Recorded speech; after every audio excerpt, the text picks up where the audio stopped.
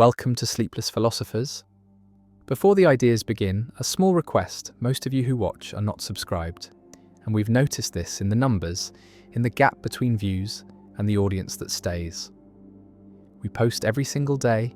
we put care into each script, each thought, each question that unfolds in the dark, and if these videos have become part of your nights, if they help you think or drift, or simply exist in that space between waking and sleep,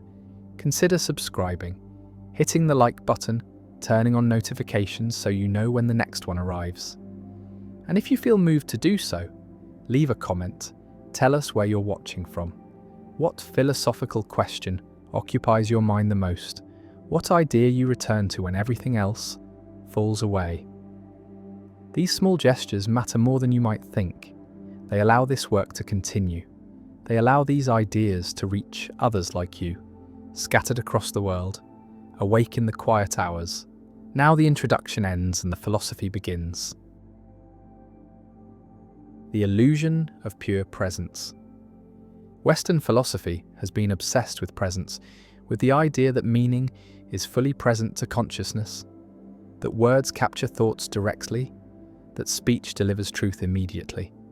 that understanding happens in a moment of transparent access where mind grasps reality without mediation, without delay,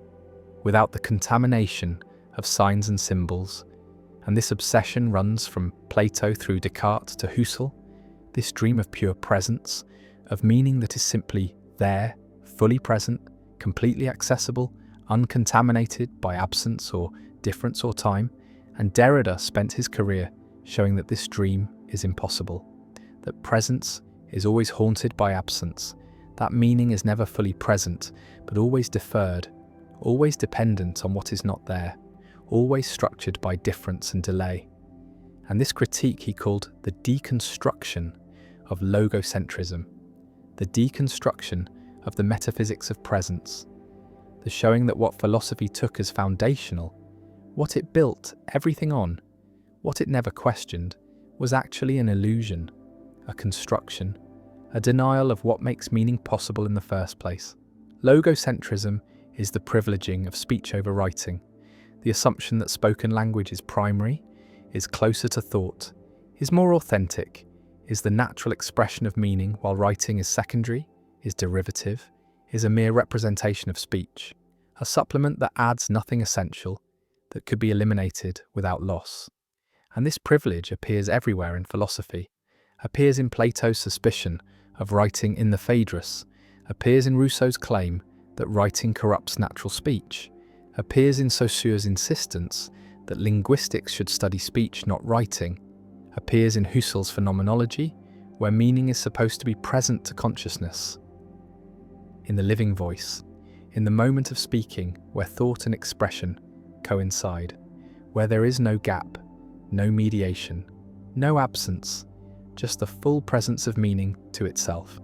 And Derrida argues that this entire structure is based on a mistake, that speech is not privileged,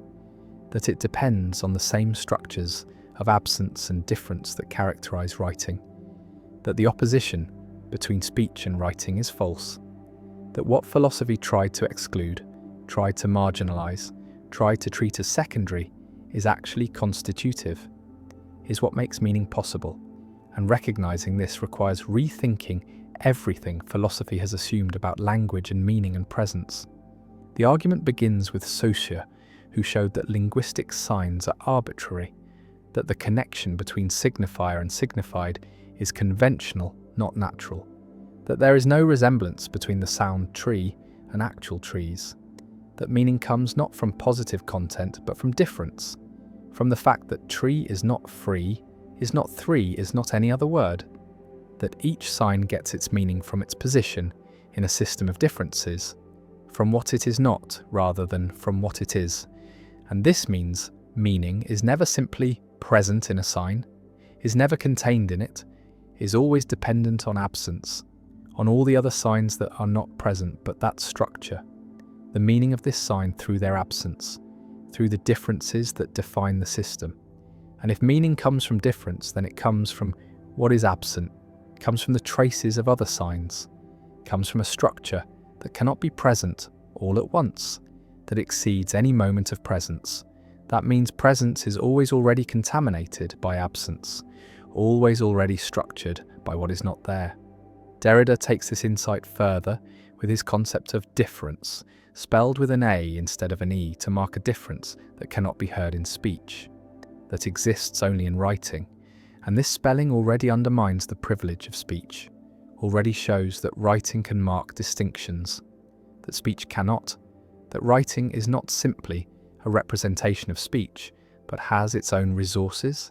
its own capacities, its own forms of meaning, and difference is a neologism that combines two French verbs, differ a meaning to differ, and differ a meaning to differ,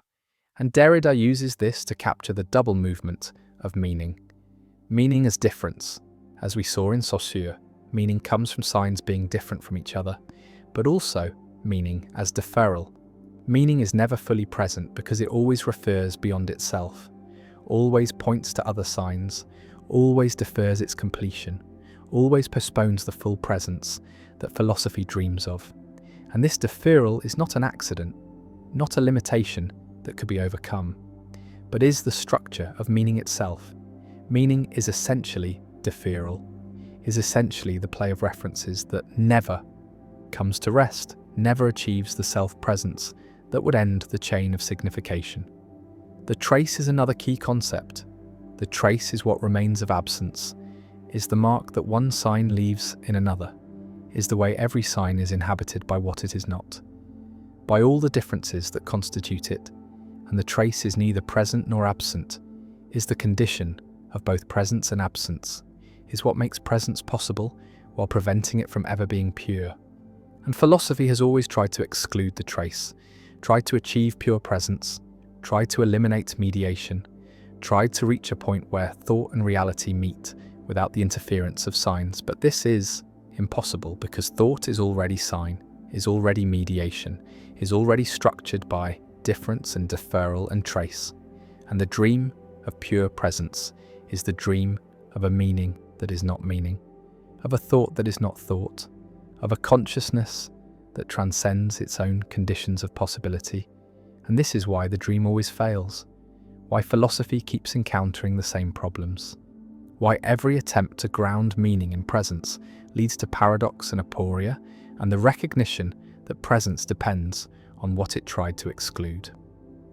Husserl represents the culmination of the metaphysics of presence. His phenomenology tried to describe consciousness as it appears to itself, tried to bracket all questions of external reality and focus on the structures of experience. And he believed that in the living present, in the now of consciousness, meaning was fully present, that intentionality gave consciousness direct access to objects, that the voice was privileged because in speaking I hear myself speak. The signifier and the signified seem to coincide. There is no delay, no gap, no mediation, just the immediate self-presence of meaning. And Derrida's critique shows that even this privileged case depends on difference and deferral, because the now is not atomic, is not indivisible, is always already divided between past and future, between retention and protension, between what just was and what is about to be. And the pure present is impossible, is never experienced, is a theoretical construct that phenomenology posits but never demonstrates. And if the present is divided, then self-presence is divided,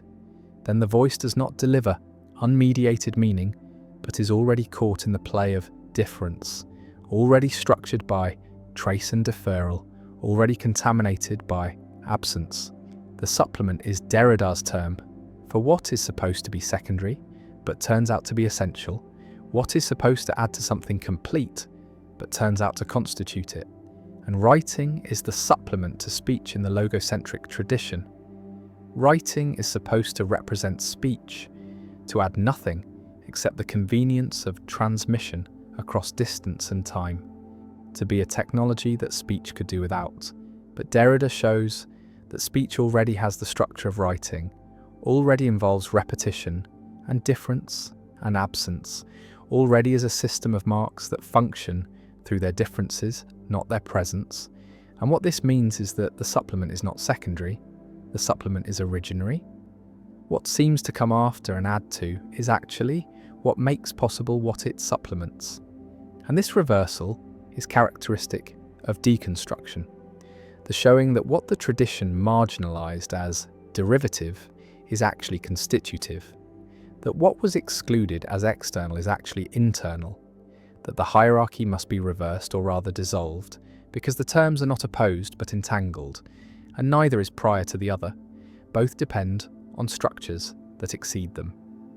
Rousseau provides Derrida with a key text. Rousseau's essay on the origin of languages argues that speech is natural and writing artificial, that speech expresses passion directly while writing is cold and mediated, that the progress of civilization involves the corruption of natural speech by artificial writing, and yet Rousseau's own text undermines this claim, shows writing doing things speech cannot do, shows that even his account of natural speech describes it in terms that apply to writing, describes it as involving representation and difference and absence. And Rousseau himself acknowledges that writing supplements speech, that it is dangerous precisely because it can do what speech does without the presence of the speaker. And this danger reveals that presence was never essential, that meaning can function in the absence of the speaker, that the supplement is not secondary but reveals the structure of what it supplements, reveals that speech was always already writing in the broad sense that Derrida gives to writing, the sense of archie-writing, the structure of difference and deferral and trace that makes all meaning possible. Plato's Phaedrus contains the same tension. Socrates tells the story of Theuhi, who invented writing and offered it to the king as a gift that would improve memory, and the king rejected it, saying that writing would destroy memory, would make people dependent on external marks rather than internal knowledge, would substitute dead letters for living speech, and this criticism assumes that living speech is superior, that presence is better than absence, that memory should be internal, not external, but the dialogue itself is written, is a text that preserves Socrates' words in his absence, his writing that does what Socrates claims writing cannot do. And Derrida reads this tension as revealing the impossibility of excluding writing, the impossibility of maintaining the privilege of speech, because even the critique of writing must use writing, must rely on what it criticizes, must depend on the supplement it tries to marginalize. And this is the logic of the supplement. It shows that what is excluded is necessary, that what is denied is constitutive, that the outside is inside, that presence requires absence. The implications of this for philosophy are profound, because philosophy has always sought foundations, has always tried to find something indubitable, something fully present, something that could ground knowledge without itself needing ground. And the Cartesian cogito was supposed to be this, the I think that is present to itself, that cannot doubt itself, that provides certainty. But Derrida shows that even the cogito depends on language, depends on signs, depends on the repeatability of the I that makes it not fully singular, not fully present, because if I is a sign, then it functions only through its repeatability, only through its ability to be used again in different contexts. And this repeatability is what Derrida calls iterability, the essential repeatability of signs. And iterability introduces absence into presence, introduces difference into identity, because if the sign can be repeated, then it can be repeated in my absence, can function without me, can mean without my intending it to mean. And this shows that meaning is not controlled by intention, is not determined by what the speaker or writer means, but exceeds intention, has a life of its own, can be taken up in contexts that were not anticipated and mean things that were not intended. And this is why deconstruction can find meanings in texts that authors did not intend, can show texts undermining their own claims,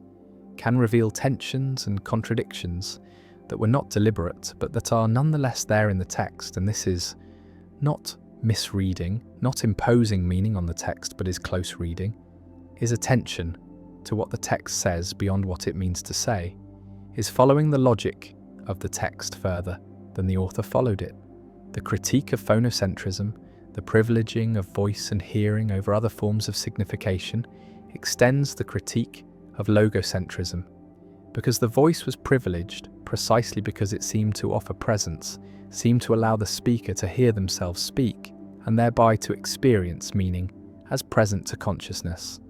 But Derrida shows that hearing oneself speak is not immediate, is not self-presence, because the voice must pass through the medium of sound, must be received by the ear, must be processed by the auditory system. And all of this introduces delay, introduces difference, introduces the trace, and the illusion of immediacy is just that, an illusion, a denial of the mediation that actually occurs. And if speech is mediated, then it is no different in principle from writing. Both are systems of marks that function through difference. Both involve absence and deferral. Both depend on structures that exceed presence. And the privilege of speech is revealed as metaphysical prejudice, as commitment to presence that cannot be sustained, as logocentrism. Meaning as deferred implies that meaning is never fully achieved, never complete, never final, because every attempt to state what something means requires more signs, requires more words, requires explanations that themselves require explanation. And this is not a failure, not a lack, but is the condition of meaning. Meaning is essentially open, essentially unfinished, essentially exceeds any attempt to pin it down, and interpretation is therefore infinite. Not because meanings are arbitrary, but because meanings are inexhaustible, because every text can be read in multiple ways, can support multiple interpretations, not because anything goes, but because the text itself is structured by difference, is itself a play of differences that no single reading can master. And this does not make interpretation hopeless, but makes it necessary, makes it an ongoing task, makes it something that cannot be completed but must be continually undertaken. The political implications are significant because deconstruction reveals that all binary oppositions, all hierarchies, all claims to pure presence or pure identity are unstable, are constructed, are maintained through exclusion and denial. And this applies to oppositions like man/woman, white/non-white, straight/queer, rational/emotional, civilized/primitive, where one term is privileged and the other marginalized. And deconstruction shows that the privileged term depends on what it excludes, that identity depends on difference, that the center requires the margin, and this does not simply reverse the hierarchy, does not simply elevate what was marginalized, but shows that the hierarchy itself is unstable, that both terms are caught in a play of differences that prevents either from being pure or self-sufficient. And recognizing this opens possibilities for rethinking identity, for questioning foundations, for challenging power structures that present themselves as natural or necessary. And this is why deconstruction has been politically controversial, why it has been embraced by some as liberatory and attacked by others as nihilistic, why it continues to generate debate about whether undermining foundations strengthens or weakens resistance to injustice. Critics argue that deconstruction is self-refuting, that if all meaning is deferred, then deconstruction itself has no stable meaning, that if presence is impossible, then Derrida cannot mean what he says, cannot expect to be understood, cannot make claims that others can grasp. But this misses the point because deconstruction does not claim that meaning is impossible, does not deny that communication works, does not embrace skepticism or relativism. It claims only that meaning is not what philosophy thought it was, is not presence but deferral, is not self-sufficient but depends on difference. And this does not prevent communication, but explains how communication is possible, explains how signs can function in the absence of their origins, how text can be understood by readers who do not know the author, how meaning can survive contexts and travel across time and space. And all of this is possible because meaning is not tied to presence. because it depends on structures that exceed any moment of presence, because difference is not a limitation, but the condition of possibility, of meaning itself. Belief does not wait for evidence, does not require justification, does not emerge from careful reasoning, but appears fully formed, arrives with conviction intact, and only afterward does the mind scramble to find reasons, to construct arguments, to build the scaffolding of rationality around a conclusion that was never reached through rationality in the first place. And this sequence is backward from what is taught, from what people believe about their own thinking, from the narrative that says humans are rational creatures who form beliefs by weighing evidence and following logic to wherever it leads. But the narrative is false, is a story the conscious mind tells about processes. It does not control and barely witnesses, because the formation of belief happens beneath awareness,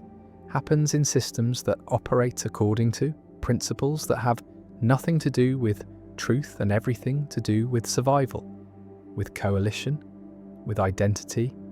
with the deep need to belong to a group and signal loyalty to that group through the adoption of its beliefs. And the adoption is not chosen, is not deliberate, is automatic, is the result of exposure and repetition and emotional resonance. And once a belief is formed, it becomes self-protecting, becomes resistant to challenge,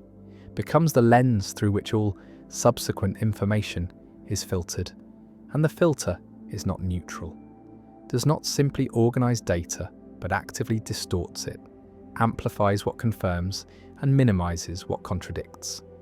And this distortion is not dishonesty, but cognition, is the normal operation of a mind that is not designed to find truth, but to maintain coherence, to protect existing beliefs from disintegration, to avoid the cognitive and social costs of changing one's mind. And the costs are often higher than the costs of being wrong, because being wrong in private is invisible, but changing one's mind in public is betrayal, is defection, is the signal that one is unreliable, is not committed, is willing to abandon the group. And groups punish this, punish uncertainty, punish the appearance of wavering, reward certainty even when the certainty is unjustified, especially when it is unjustified. Because justified certainty requires evidence, and evidence is ambiguous, and ambiguity is threatening to group cohesion, but unjustified certainty, certainty that comes from faith, from commitment, from identity, is the strongest signal of loyalty, is the proof that one believes not because the evidence compels, but because the group demands, and this demand is the engine of belief, is what makes convictions stick, what makes them resistant to argument,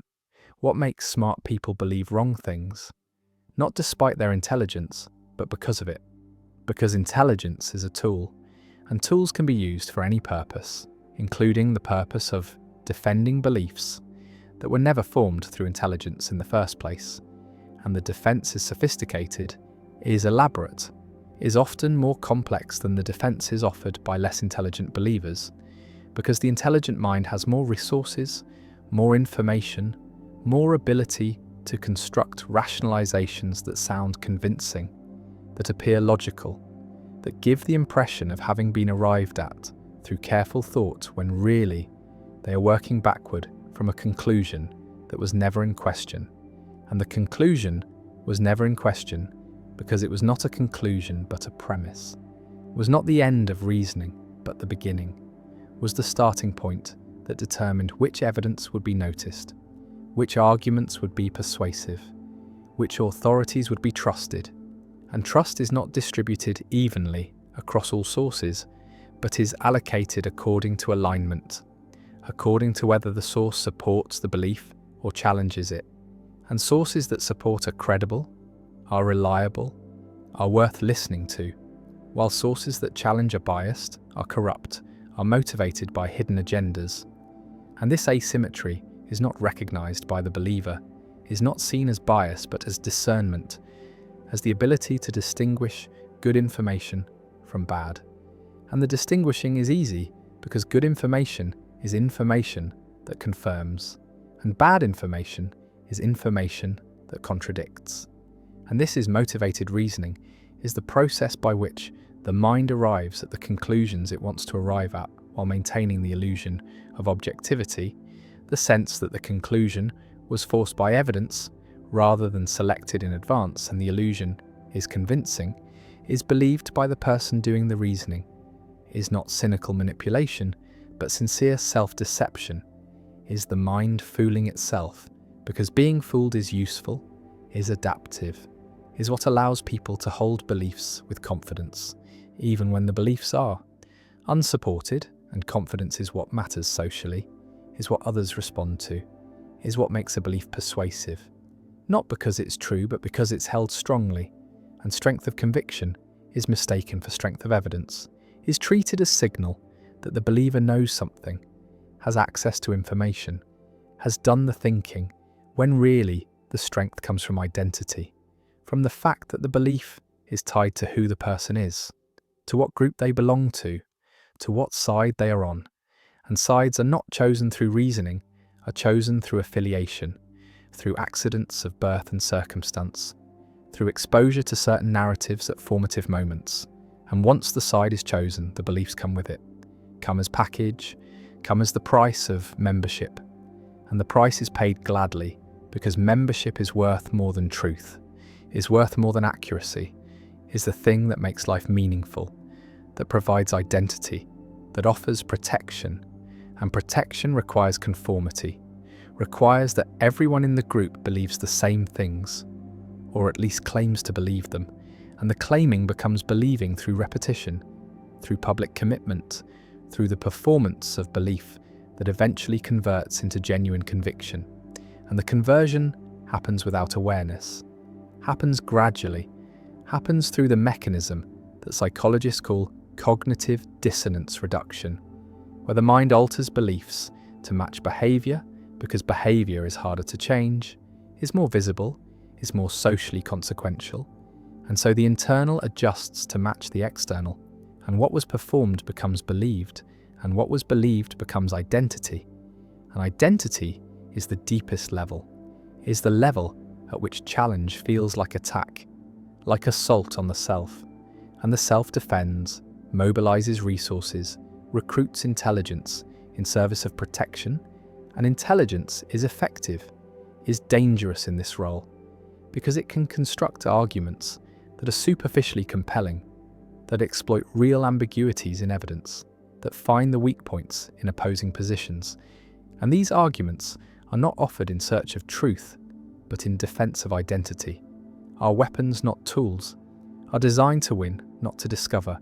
and winning means making the other side look wrong, look foolish, look motivated by bias, and the accusation of bias is always available, is always applicable, because everyone is biased, everyone is motivated, everyone is reasoning from premises they did not choose, and cannot justify except by appeal to other premises they also did not choose. And so the accusations are symmetrical, are hurled back and forth, without resolution, without movement, without any possibility of convergence, because convergence would require both sides to treat truth as the goal, to be willing to change their minds if evidence demanded it. But evidence never demands anything. Evidence is passive, is interpreted, is filtered through the beliefs that are already in place. And the beliefs that are already in place are determined by identity, by group membership, by tribal affiliation, and tribes do not care about truth except insofar as truth claims serve tribal interests, serve to distinguish us from them, serve to mark boundaries, to maintain cohesion, to provide narratives that explain why we are good and they are bad, why our beliefs are justified and theirs are delusions.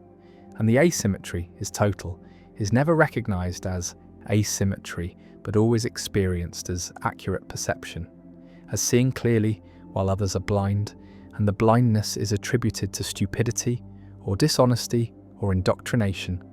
never to the same mechanisms that are operating in oneself, because one's own beliefs are transparent, are not seen as beliefs but as obvious facts, as the way things are, and the way things are is not up for debate, is not subject to revision, is the foundation on which everything else is built. and challenging the foundation threatens the structure, threatens everything. And so the challenge is rejected, is deflected, is met with hostility or mockery, or the dismissal that treats the challenger as not worth engaging, as beneath consideration,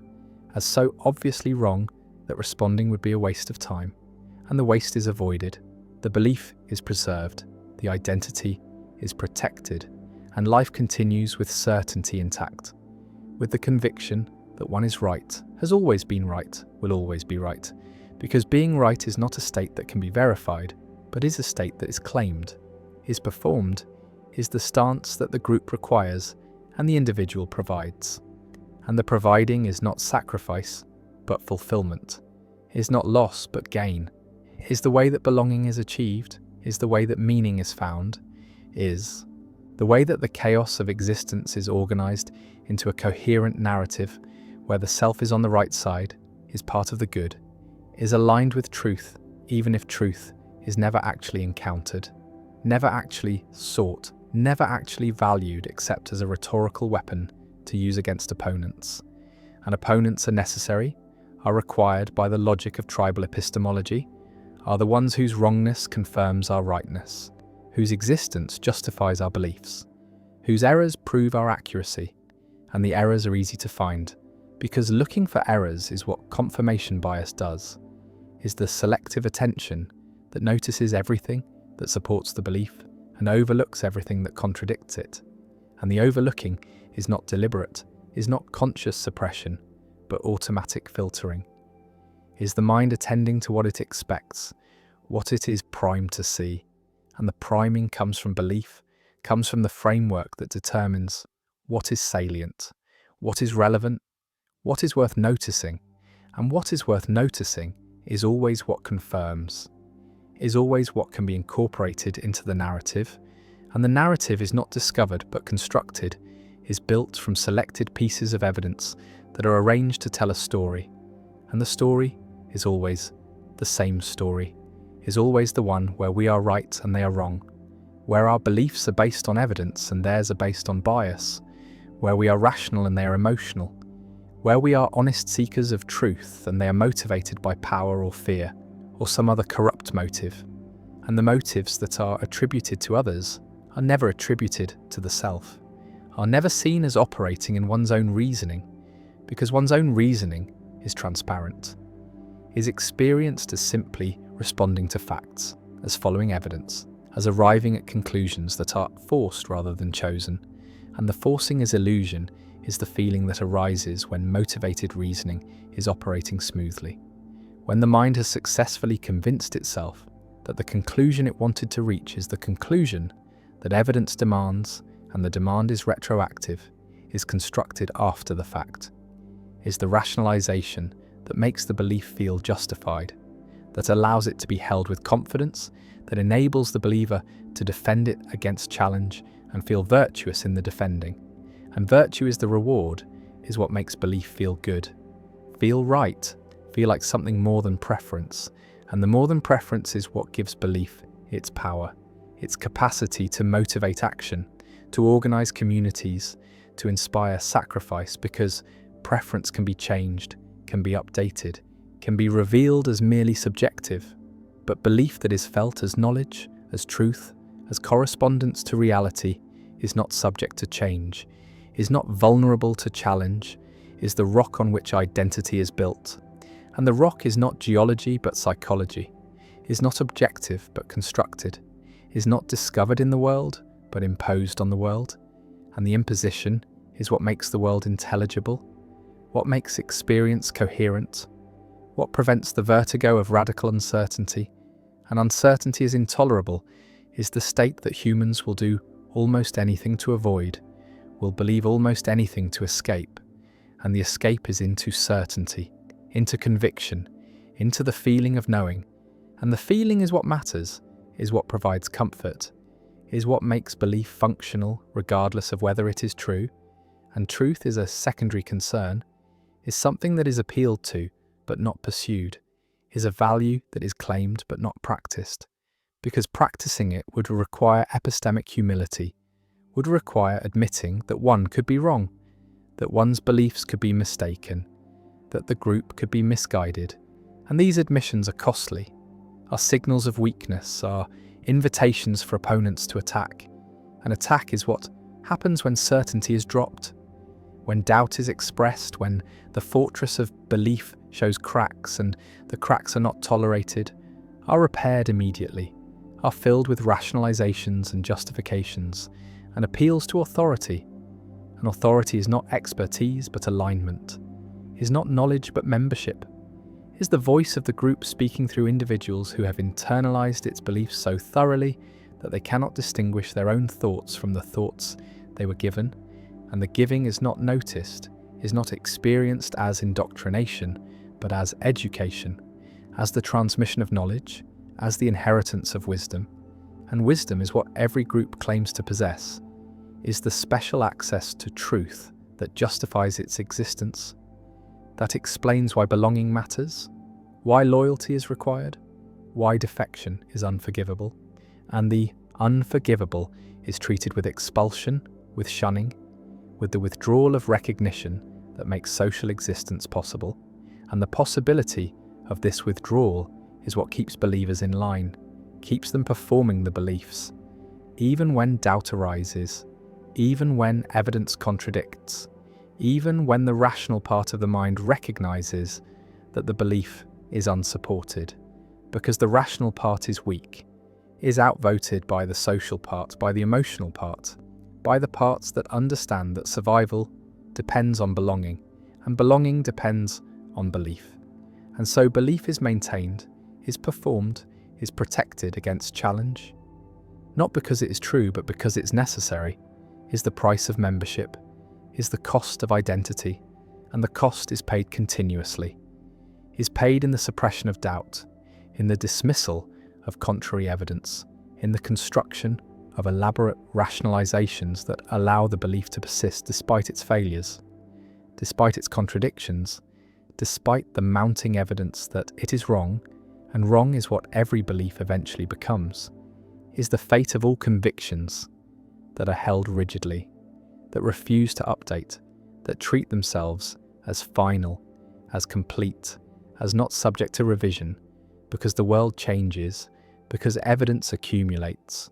because what was plausible becomes implausible, and the implausible becomes undeniable, and the undeniable is denied anyway, is rejected through the mechanisms of motivated reasoning that are so powerful, so sophisticated, so effective at maintaining belief in the face of counter-evidence that they can preserve convictions long after those convictions have ceased to correspond to anything in reality. And the lack of correspondence does not matter, does not affect the strength of belief, does not reduce confidence, because belief is not about correspondence, is not about mapping the world accurately, is about maintaining identity, maintaining belonging, maintaining the narratives that make the group cohere. And coherence is more important than accuracy, is more valuable than truth, is what holds communities together, what makes collective action possible, what allows humans to coordinate at scale. And scale requires shared belief, requires that everyone is operating from the same assumptions, the same frameworks, the same narratives, and the sharing is not achieved through evidence, but through repetition, through ritual, through the constant reinforcement of the beliefs that define the group. And the reinforcement is everywhere, is in the stories that are told, the heroes that are celebrated, the enemies that are vilified, the history that is remembered, and the history that is forgotten, and the remembering and forgetting are selective, are curated to support the narrative, to make the group look good, to make its beliefs seem justified, seem necessary, seem like the only reasonable position. And reasonableness is performance, is the appearance of having arrived at belief through rational process, when really the process is post hoc, is the construction of justification for conclusions that were reached through identity, through emotion, through the non-rational processes that govern most of human belief. And the most is almost all, is the vast majority of what people believe. is believed not because evidence compels, but because believing is required, is expected, is the condition of membership in the groups that provide meaning and purpose and protection. And without these groups, the individual is lost, is isolated, is without framework, without narrative, without the stories that make sense of suffering,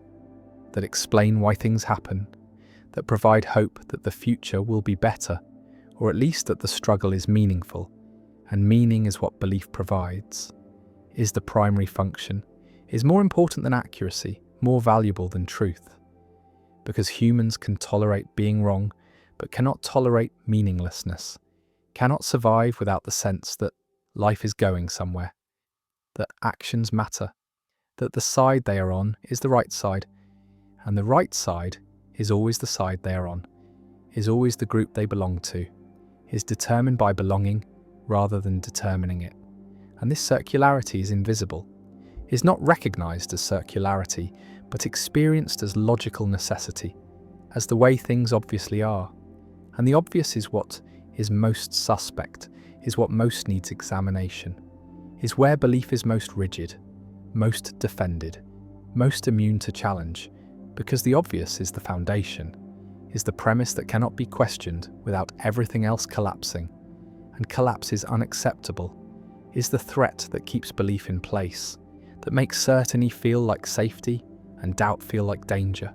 And so certainty wins, always.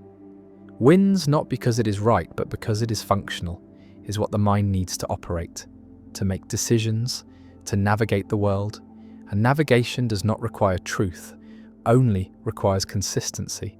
requires beliefs that are stable enough to be acted upon. And stability is what identity provides, is what tribal epistemology achieves, is the freezing of belief into doctrine, into dogma, into the unquestionable truths that define the group and exclude the other. And exclusion is the point, is the function, is what makes identity possible. Because identity is not what you are, but what you're not, is defined by boundaries, by the line that separates us from them, believers from heretics, the enlightened from the deluded. And the delusion is always on the other side, is always what they suffer from, never what afflicts us, because we see clearly, we have truth, we are right, and the rightness is not a conclusion but a premise, is not the end of inquiry, but the foreclosing of inquiry, is the state that belief aims for and maintains through every mechanism available, through confirmation bias, through motivated reasoning, through tribal epistemology, through the subordination of truth to identity. And the subordination is complete, is total, is the condition of believing anything at all. Because belief without evidence is not the exception, but the rule is not a failure of reasoning, but the normal operation of minds that are not designed for truth, but for survival, for belonging, for the construction of narratives that make life bearable. And bearable is all that is required, is all that can be expected, is the standard that belief meets regardless of whether it meets any other standard, and other standards are luxuries, are the concerns of those who have the security to question, to doubt, to examine their beliefs, without fearing the social consequences. But most do not have this security. Most cannot afford doubt, cannot risk uncertainty, cannot survive without the conviction that they are right, that their beliefs are justified, that the group they belong to has access to truth, and the access is never demonstrated, never verified, never subjected to test, is only asserted, only performed, only maintained through the constant repetition of the beliefs that constitute the group. And the constitution is circular, is self-referential, is the tautology that defines all tribal epistemology. That we are right because we believe what we believe, and we believe what we believe because we are right. And the circle is unbreakable from within, can only be seen from outside, from the perspective of someone who does not share the belief, who has not internalized the identity, who can see the mechanisms operating, and the seeing changes. Nothing convinces no one, because the believer is not operating from evidence and cannot be swayed by evidence, is operating from identity and can only be swayed by changes in identity, by shifts in belonging, by the rare and difficult transformation that allows a person to leave one group and join another, to abandon one set of beliefs and adopt another. And the adoption is not reasoned, but is the same non-rational process operating in a different direction, is the formation of new convictions without evidence, is the replacement of one certainty with another certainty. And the certainty is what matters, is what the mind needs, is what belief provides, regardless of content, regardless of truth, regardless of anything except the function of making the world intelligible, making the self coherent, making belonging possible. And possibility is all that belief promises, is all that it delivers, is the opening of a space where life can be lived with conviction, with purpose, with the sense that one knows what is true and what is false, what is good and what is evil, what side to be on and what side to oppose, and the opposition is necessary, is required by the structure of belief, is what makes belief matter, what gives it weight, what makes it worth defending, worth fighting for, worth holding on to, even when every rational consideration suggests it should be abandoned, because abandoning belief is abandoning identity, is abandoning belonging, is abandoning meaning, and meaning is what makes existence tolerable, is what makes life worth living. And this worth is not measured in truth, but in function, not in correspondence, but in coherence,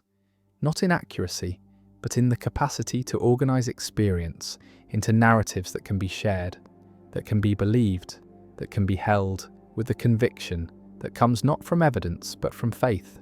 And faith is not the opposite of reason, but its foundation is the ground on which all reasoning occurs, is the set of premises that cannot themselves be justified but must be assumed, must be taken on faith,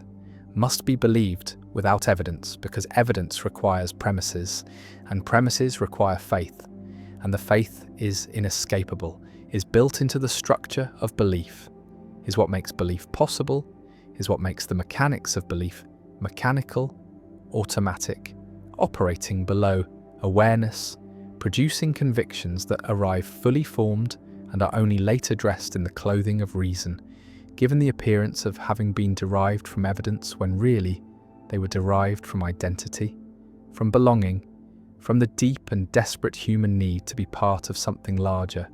to believe something strongly, to know with certainty, even if the knowing is illusion, and the certainty is performance, and the belief is wrong. Language shapes thought, shapes what can be conceived, what can be expressed, what can be hidden, and most languages allow hiding, allow the gap between what is thought and what is said, allow the performance of statements that do not correspond to internal states, that present as true what is known to be false, that create the possibility of deception, of lying, of the mismatch between inner and outer that is fundamental to social existence as it is currently lived. But what if language did not allow this mismatch? What if the grammar itself prevented the expression of anything except what is actually believed, what is actually experienced, what is actually the case from the speaker's perspective? Not objective truth, which is unknowable, but subjective honesty, which is the correspondence between what is felt and what is said. And the correspondence would be mandatory, would be built into the structure of the language, into the syntax that determines what can be grammatically formed, what sentences are possible, and the possible would exclude any statement that the speaker does not believe, that does not match the speaker's internal state, that constitutes a lie. And lying would not be immoral in such a language, but would be impossible, would be ungrammatical, would be like trying to form a sentence that violates the rules of syntax, that cannot be uttered, not because it's forbidden, but because it's not a sentence in the language, is not something that the grammar allows, and the allowing is what determines what can be thought, what can be expressed, what can be communicated. And if the grammar does not allow lying, then lying becomes not just difficult, but inconceivable, becomes not something that is avoided through moral effort, but something that is impossible through structural constraint. And the constraint is liberating in one sense and terrifying in another, is eliminating the burden of deciding whether to lie, of managing impressions, of performing honesty while concealing dishonesty, but is also eliminating privacy, is making internal states visible, is forcing expression of thoughts and feelings that in normal languages can be hidden, can be kept private, can be protected from others, through the simple expedient of not saying them or saying something else instead, and the instead is what becomes impossible, is what the grammar prevents, is what makes this language unlike any language that currently exists, though hints of it appear in languages that have complex evidential systems that require speakers to mark how they know what they're claiming, whether through direct perception, through inference, through hearsay, and the hearsay is marked differently than the directly witnessed, is grammatically distinguished, is making it impossible to claim direct knowledge of something that was only heard about, and the hearing about is different from the seeing, is marked as different, is forcing honesty about the source of information, about the reliability of knowledge, about the basis for claims, and the basis must be indicated, must be grammatically encoded, must be part of every statement, and this encoding is a constraint on lying, is making certain kinds of deception difficult, is revealing the grounds of knowledge, but is not eliminating lying entirely, is not preventing the claim that something was directly witnessed when it was not, is allowing the lie about the source, even if the source must be stated, but the language that makes lying impossible would go further, would not just require marking of evidentiality, but would make the marking automatic, would make it impossible to state anything that is not believed, that is not supported by the evidence that the speaker has, that does not correspond to the speaker's actual internal state, and the internal state would be expressed, would be forced into expression, would become public through the act of speaking, and speaking would become confession, would become revelation, would become the exposure of thoughts and feelings that are usually hidden, that are usually managed, that are usually performed rather than expressed, and the expression would be mandatory, would be built into the grammar, would make every utterance honest not through virtue, but through structure, not through choice, but through constraint. And the constraint is what makes lying impossible, is what eliminates deception, is what creates a form of communication that is radically different from what humans are accustomed to. And the accustomed is lying, is deception, is the constant management of what is said, what is revealed, what is hidden. And the hidden is vast, is most of what is thought, is most of what is felt, is kept private through the simple mechanism of not speaking it. And the not speaking is what the language prevents, is what becomes impossible when grammar enforces honesty, when structure mandates correspondence between inner and outer, and the correspondence is total, is complete, is making personality different, is making the self different, is eliminating the gap between public and private, between performed and felt, between what is shown and what is hidden. And the hidden is what personality depends on, is what social existence requires, is the capacity to present one face while feeling another, to say one thing while thinking another, to perform emotions that are not felt, sincerity that is not sincere, interest that is not interest. And the performance is what social interaction is what politeness requires, is what allows people to coexist without constant conflict, without brutal honesty, without the expression of every negative thought, every hostile feeling, every moment of contempt or boredom or disgust, and the disgust is felt but is not expressed, is hidden behind polite formulas, behind social conventions, behind the lies that are not considered lies because they are expected, are required, are the price of social harmony. And harmony is what would be lost, is what would become impossible in a language that prevents lying, that forces honesty, that makes every utterance correspond to internal state. Because internal states are not harmonious, are not polite, are not socially appropriate, are often hostile, often judgmental, often incompatible with the smooth functioning of social interaction, and the interaction would become impossible or would become very different, would require the development of new norms, new expectations, new ways of managing honesty that is mandatory, that cannot be avoided, that must be expressed whenever speech is used. And the using would become dangerous, would become revealing, would become the exposure of the self that is normally protected, normally hidden, normally kept private through the mechanism of deception, through the capacity to say what is not thought, to perform what is not felt, to present a self that is not the self, and the not the self is what social existence allows, is what makes personality possible, is what creates the gap between inner and outer that is identity. That is the performance of being someone, of presenting a self to others, and the presenting would be impossible in the language that prevents lying, that forces correspondence, that makes inner states visible through the act of speaking, and speaking would become rare, would become dangerous, would become something to be avoided because it reveals,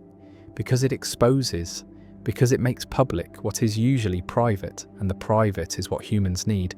is what allows them to have thoughts that are not shared, feelings that are not expressed, judgments that are not voiced, and the voicing would be automatic, would be forced by grammar, would make silence the only protection, the only privacy, the only way to hide what is usually hidden through lying, through deception, through the performance of false statements. And the false would be impossible, would be ungrammatical, would be something that cannot be said. And the cannot is structural, is built into the language, is making personality different, is making the self different, is eliminating the layers that are usually present, the masks that are usually worn, the performances that are usually given. And what remains is not authenticity, but is exposure, is not honesty, but is compulsion, is not truth, but is the forced revelation of internal states. And the states are complex, are contradictory, are not fitting the narratives that people tell about themselves, are not matching the identities that are performed, are revealing the gap between who people claim to be and who they are. And the R is not simple, is not singular, is not the unified self that is presented, but is the multiplicity, the contradiction, the incoherence that is usually hidden, that is usually managed through selective expression, through lying, through the performance of consistency that does not exist, and the existence is what the language would reveal, is what mandatory honesty would expose, is the inconsistency, the multiplicity, the contradictions that are the self, and the self would be different, would be unable to maintain the fiction of unity, would be forced to express the contradictions, to acknowledge the multiplicity, to reveal the incoherence, and the revealing would be constant, would be unavoidable, would be the result of speaking at all, and speaking would become rare, would become something that happens only when necessary, only when the exposure is worth the information conveyed, only when the revelation is acceptable, and the acceptable would be rare, would be limited to contexts where honesty is safe, where exposure does not create danger, does not produce conflict, does not destroy relationships. And relationships would be different, would be based on actual knowledge rather than on performance, on actual states rather than on presentations, on honesty that is forced rather than on lies that are chosen. And the chosen is what current relationships allow, is what makes them possible, is the capacity to select what is revealed, to manage what is expressed, to perform the self that is needed in each context, and the context would determine what is said, what is shown, what is hidden. But in the language that prevents lying, the hiding would be impossible, the selection would be impossible. The only choice would be silence or exposure, and the exposure would be total, would be revealing not just the thought that is being expressed, but the state that underlies it, the feeling that accompanies it, the judgment that is being made, and the judgment would be visible, would be expressed, would be unavoidable, and the avoiding is what social interaction depends on, is what allows people to coexist despite judgments, despite hostilities, despite the negative feelings that are normal, that are universal, that are kept private through the mechanism of deception, and the deception would be impossible, would be eliminated by grammar, would be structurally prevented, and what would remain is silence,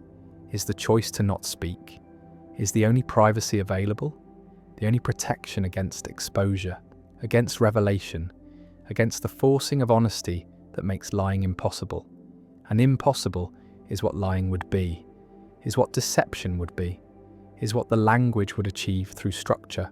through grammar, through the rules that determine what can be said, and what can be said would be only what is actually the case, what is actually believed, what actually corresponds to internal state. And the state would be expressed, would be revealed, would be made public through the act of speaking, and speaking would become dangerous, would become rare, would become something to be avoided, and the avoiding would be the new form of privacy, the new way of hiding, the new mechanism for protecting the self. And the self would be different, would be unable to perform, unable to lie, unable to maintain the fictions that are identity, that are personality, that are the social self that is presented to others. And the others would know, would see, would be unable to be deceived. And the deception is what social interaction depends on, is what allows harmony, is what prevents constant conflict. And the conflict would be constant, would be unavoidable, would be the result of mandatory honesty, of forced expression, of the elimination of the capacity to lie. And lying is what humans do, is how they interact, is how they maintain relationships, is how they navigate social worlds. And the worlds would be different, would be impossible, would be unrecognizable in a language that makes lying impossible, that forces honesty through grammar, that eliminates deception through structure. And the structure is what would make personality different, would make the self different, would make identity different, would make social existence different, would make everything different, because lying is fundamental, is pervasive, is constant, is the way that humans communicate, is the mechanism through which they manage others, through which they protect themselves, through which they maintain the fictions that are necessary for functioning. And the functioning would be impossible, would be eliminated, would be replaced by something else, something that is not yet imaginable, something that would emerge from the constraint, from the mandatory honesty, from the impossibility of lying. And the impossibility is what the language would create, is what grammar would enforce, is what would make deception structurally prevented, grammatically impossible, utterly unavailable. And the unavailable is lying, is deception, is the gap between inner and outer. And the gap would close, would be eliminated, would be structurally prevented by a language that makes lying impossible, that forces honesty, that reveals internal states, that exposes the self, that eliminates privacy, that makes personality different, that makes identity different, that makes social existence different, that makes everything different. And the different is what would emerge, is what would result, is what a language that makes lying impossible would create. And the creating would be radical, would be transformative, would be making human existence unrecognizable, would be eliminating the deception. That is fundamental, that is pervasive, that is constant, that is the way humans communicate, and the communication would be different, would be based on honesty that is forced, on expression that is mandatory, on revelation that is unavoidable, and the unavoidable is what makes lying impossible, is what grammar enforces, is what structure mandates, is what a language could do, could create, could impose. If the language were designed to prevent deception, to force honesty, to make lying grammatically impossible, syntactically unavailable, structurally prevented, and the prevention is what would make everything different, would make personality different, would make the self different, would make identity different, would make social existence different, would make communication different, would make humanity different. And the different is what a language that makes lying impossible would create, would enforce, would mandate, would impose. and the imposing would be total, would be complete, would be unavoidable, would be the structure that makes deception impossible, that makes lying ungrammatical, that makes honesty mandatory, that makes expression revealing, that makes personality different, that makes the self exposed, that makes privacy impossible, that makes silence the only hiding, that makes speaking dangerous, that makes lying impossible. And impossible is what lying would be, is what deception would be, is what the language would achieve, is what grammar would enforce, is what structure would mandate, is what would make everything different. And the different is what a language that makes lying impossible would create, would produce, would enforce, would mandate, would impose, and lying would be impossible, would be ungrammatical, would be structurally prevented, would be utterly unavailable, would be eliminated by grammar, by structure, by the rules that determine what can be said, and what can be said would be only truth, only honesty, only correspondence, only what is actually the case, what is actually believed, what actually matches internal state. And the state would be expressed, would be revealed, would be made visible, would be exposed through speaking, and speaking would be dangerous, would be rare, would be avoided, and the avoiding would be the only privacy, the only protection, the only way to hide in a language that makes lying impossible. And impossible is what lying is what deception is what the language creates, is what grammar enforces, is what makes honesty mandatory, what makes expression revealing, what makes personality different, what makes the self exposed, what makes lying impossible. And impossible is the grammar, is the structure, is the language that makes lying impossible. Edmund Gettier wrote a 3-page paper in 1963 that destroyed 2,000 years of philosophy, not by offering a new theory, not by constructing an elaborate argument, not by marshalling evidence or appealing to grand principles, but simply by describing 2 cases, 2 simple scenarios where someone has a justified true belief that clearly is not knowledge. And these cases were so straightforward, so devastating, so impossible to dismiss, that they shattered the definition of knowledge that had stood since Plato, the definition that said knowledge was justified true belief. And in the decades since philosophers have tried to repair the damage, have proposed dozens of modifications and additions and qualifications, have added 4th conditions and 5th conditions, have distinguished types of justification and types of truth and types of belief, and none of it has worked. None of it has produced a definition that captures all and only cases of knowledge, that avoids counterexamples, that does what definitions are supposed to do. And the question is whether this failure reveals something about knowledge itself, whether knowledge resists definition not because philosophers have not been clever enough, but because definition is the wrong tool, because knowledge is not the kind of thing that can be captured in necessary and sufficient conditions, because the project of analysing knowledge was misconceived from the start. The cases themselves are almost too simple. In one, a person looks at a clock that has stopped but happens to look at the moment when the stop time matches the actual time. They form a justified true belief about what time it is. The belief is true. The justification seems perfectly adequate. They looked at a clock and clocks are generally reliable. But this is not knowledge. It is luck. It is coincidence. It is the kind of situation where we want to say the person got it right but did not know. And in the other case, a person believes their colleague owns a Ford because they have seen them driving a Ford for years. They infer from this that someone in the office owns a Ford. And it turns out someone in the office does own a Ford, but it is not the colleague. It is someone else entirely. And again, there is justified true belief, but no knowledge. The justification was good. The belief was true. But the connection between justification and truth went through the wrong path, depended on a falsehood succeeded by accident rather than by the proper relation between evidence and reality. These cases reveal something philosophers had not noticed before, that justification and truth can come apart in subtle ways, that a belief can be justified and true without the justification being what makes it true,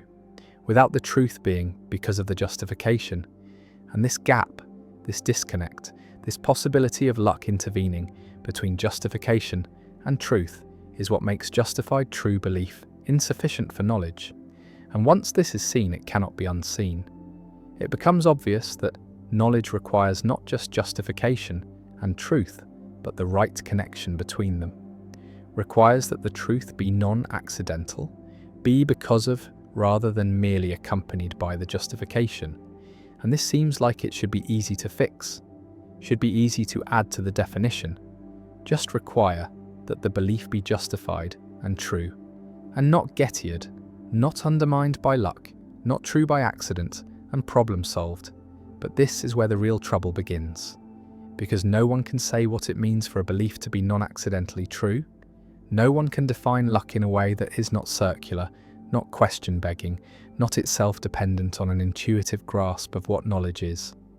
The natural move is to say that knowledge requires a reliable connection between belief and truth, that the method that produced the belief must be one that generally produces true beliefs. And this is reliabilism, the view that knowledge is reliably produced true belief. And this avoids Gettier cases because in Gettier cases, the belief is not reliably produced, the stopped clock is not a reliable method. The inference from the colleague's Ford to someone owning a Ford goes through an unreliable intermediate step. And so reliabilism can say these are not knowledge because they fail the reliability condition. But reliabilism faces its own problems. It faces the generality problem, the question of how to specify the relevant type of belief. Forming process, because any process can be described at many levels of generality. Looking at a clock is a reliable process, but looking at this particular stopped clock is not. And which description is the right one? Which is the type that matters for knowledge? And there seems to be no non-arbitrary way to answer this, no principle that determines the correct level of generality. And without such a principle, reliabilism cannot be applied, cannot deliver verdicts about particular cases, cannot do the work a theory of knowledge is supposed to do. Goldman tried to solve this with proper function, with the idea that the relevant process is the one that evolution, or learning, or some other natural process designed the cognitive system to perform. And this gives a non-arbitrary way to pick out process types, but it introduces new problems. Problems about what counts as proper function, about whether knowledge requires biological or social or individual design, about whether malfunction always destroys knowledge or only sometimes. And these questions proved as difficult as the original Gettier problem, generated their own literature, their own debates, their own unresolved puzzles. Others tried causal theories, theories that said knowledge requires a causal connection between the fact and the belief, that you can only know that Pi if P causes your belief that P, and this handles some Gettier cases. The stopped clock case involves no causal connection between the actual time and the belief about the time. But causal theories face problems with knowledge of abstract objects, with mathematical knowledge, with knowledge of the future, with any case where the thing known does not seem capable of causing beliefs, and the theory had to be abandoned or modified into something so hedged with qualifications that it lost its initial appeal, its initial promise of solving Gettier with a simple, elegant condition. Nozick proposed tracking, the idea that knowledge requires that the belief track the truth, that if P were false, the person would not believe P, and if P were true in nearby circumstances, the person would believe P, and this captures something important, captures the idea that knowledge involves a kind of sensitivity to truth, a responsiveness that is missing in Gettier cases. But tracking faces problems too, problems with closure, the principle that if you know P and you know that P entails Q, then you can know Q by inference. Because tracking does not preserve closure. You can track one truth without tracking what it entails. And this means Nozick's theory implies you can know you have hands without knowing you are not a brain in a vat. And this seems wrong, seems like a bullet too large to bite. And most philosophers rejected tracking for this reason, even while acknowledging it captured something about knowledge that justified true belief missed. The pattern repeats endlessly. Someone proposes a fourth condition, someone finds a counterexample, the condition is modified, new counterexamples appear, the modifications multiply, the theory becomes baroque, loses its explanatory power, and eventually is abandoned in favour of a new approach that promises to avoid the problems of its predecessors. And this new approach inevitably faces its own counterexamples, its own difficulties, its own descent into complexity and qualification. And after 60 years of this, the epistemological community is no closer to a widely accepted definition of knowledge than it was when Gettier published his paper. And some have begun to suspect that this is not a temporary problem, not a sign that philosophers have not been clever enough, but a permanent feature of the concept of knowledge itself, a sign that knowledge resists analysis, that it cannot be captured in necessary and sufficient conditions, that the classical project of defining knowledge is not incomplete, but impossible. Williamson argued exactly this. He claimed that knowledge is primitive, that it cannot be analysed into more basic components, that it is a mental state in its own right, rather than a compound of belief and justification and truth. And this means the Gettier problem is not a problem to be solved, but a symptom of trying to do something that cannot be done, like trying to define yellow in terms of non-colour concepts, like trying to analyse consciousness into purely physical terms. And if Williamson is right, then all the attempts to fix the justified true belief analysis, all the fourth conditions and modifications and qualifications were doomed from the start. We're trying to define the undefinable, to analyse the primitive, and the right response is not to keep trying but to give up, to accept that knowledge is basic, that epistemology can still study its properties and relations without being able to define it, that not everything can be reduced to simpler components. But this seems like defeat, seems like giving up on philosophy's traditional task, and many resist it, continue to search for a definition, continue to propose new theories, new conditions, new ways of understanding the connection between belief and truth that knowledge requires. And this persistence is partly admirable, partly stubborn refusal to accept limits, and partly a failure to recognise when a project has failed, when the evidence is overwhelming that the goal is unreachable, that the concept being analysed is not structured the way analysis assumes, and the question is which interpretation is correct, whether continued work on the analysis of knowledge is noble persistence or futile stubbornness, whether the next theory might finally succeed or whether success is impossible. The externalism-internalism debate intersects with all of this, because Gettier cases reveal a tension between what the believer has access to and what makes belief knowledge. The person with justified true belief in a Gettier case cannot tell from the inside that they lack knowledge, cannot distinguish their situation from genuine knowledge by introspection or reflection. And this suggests that knowledge depends on external factors, on how the belief was actually formed, on whether the process was reliable, on whether the connection to truth was proper, and these are not things the believer necessarily has access to, not things that show up in consciousness, not things that can be known by reflection alone. And this means externalism is true. Knowledge is partly constituted by factors external to the mind, by relations to the environment that the knower may not be aware of. And this is deeply counterintuitive, deeply at odds with the Cartesian picture, where knowledge is transparent to the knower, where what one knows is fully accessible to reflection, where the mental is self-intimating and clear. But Gettier forces this conclusion, forces the recognition that knowledge can depend on facts. The knower does not, and perhaps cannot know, that there can be twins who are internally identical but differ in knowledge because they differ in environment. And this seems to violate something important about the nature of mind, about the privacy of the mental, about the authority each person has over their own beliefs. Yet the alternative seems worse. seems to deny that knowledge requires any external connection to reality at all, seems to make knowledge purely a matter of internal coherence or justification, and this would allow the brain in a vat to have knowledge, would make knowledge independent of truth, would sever the connection between mind and world that knowledge seems essentially to involve. The lottery paradox connects to Gettier through the problem of knowledge of conjunction. You know that ticket 1 will not win. You know that ticket 2 will not win. You know this for each ticket individually, because the probability of any ticket winning is negligible, but you cannot know that some ticket will win. Even though you know this must be true,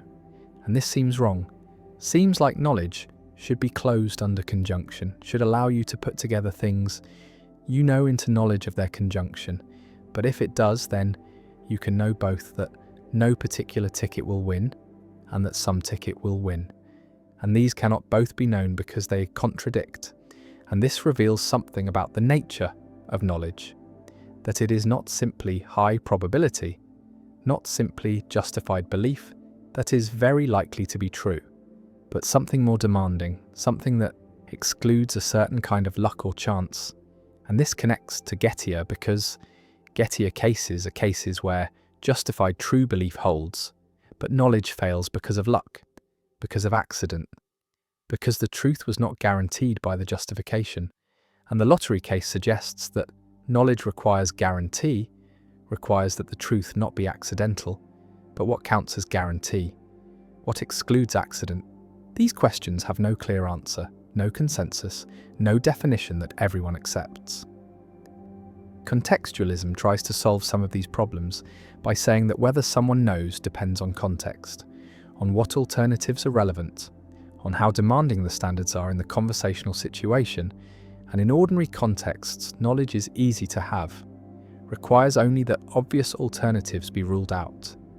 But in philosophical contexts where skeptical scenarios are raised, where brain-in-vat possibilities are mentioned, the standards rise and knowledge becomes harder or impossible to have. And this explains why knowledge seems to come and go, why we are happy to say we know things in ordinary life, but hesitate when doing philosophy. But contextualism faces problems too. Problems about whether the standards really vary or whether we are just more careful in philosophical contexts. Problems about how context determines standards. Problems about disagreement between people in different contexts who seem to be making incompatible claims. And like every other approach to knowledge after Gettier, contextualism captures something, but fails to capture everything, solves some problems, but creates others, and the dialectic continues, endlessly, inconclusively. Zagzebski showed that any analysis of knowledge that adds conditions to justified true belief to avoid Gettier will face its own Gettier-style counterexamples, that there is a recipe for generating such cases, and this is a kind of meta-Gettier problem, a problem not just with the original definition, but with the entire project of modifying it. And her argument suggests that the problem is not with particular proposals, but with the form of analysis itself, with the attempt to understand knowledge as justified true belief plus something. And if she's right, then the only options are to abandon analysis entirely, as Williamson suggests, or to abandon the justified true belief framework altogether, to start from scratch with a completely different approach. And some have tried this, have proposed that knowledge is a kind of ability, that it is acquaintance with facts, that it is constituted by the safety or sensitivity of belief, that it is a matter of having conclusive reasons,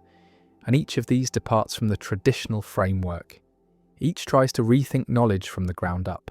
but each also faces objections. Each struggles to handle the full range of cases.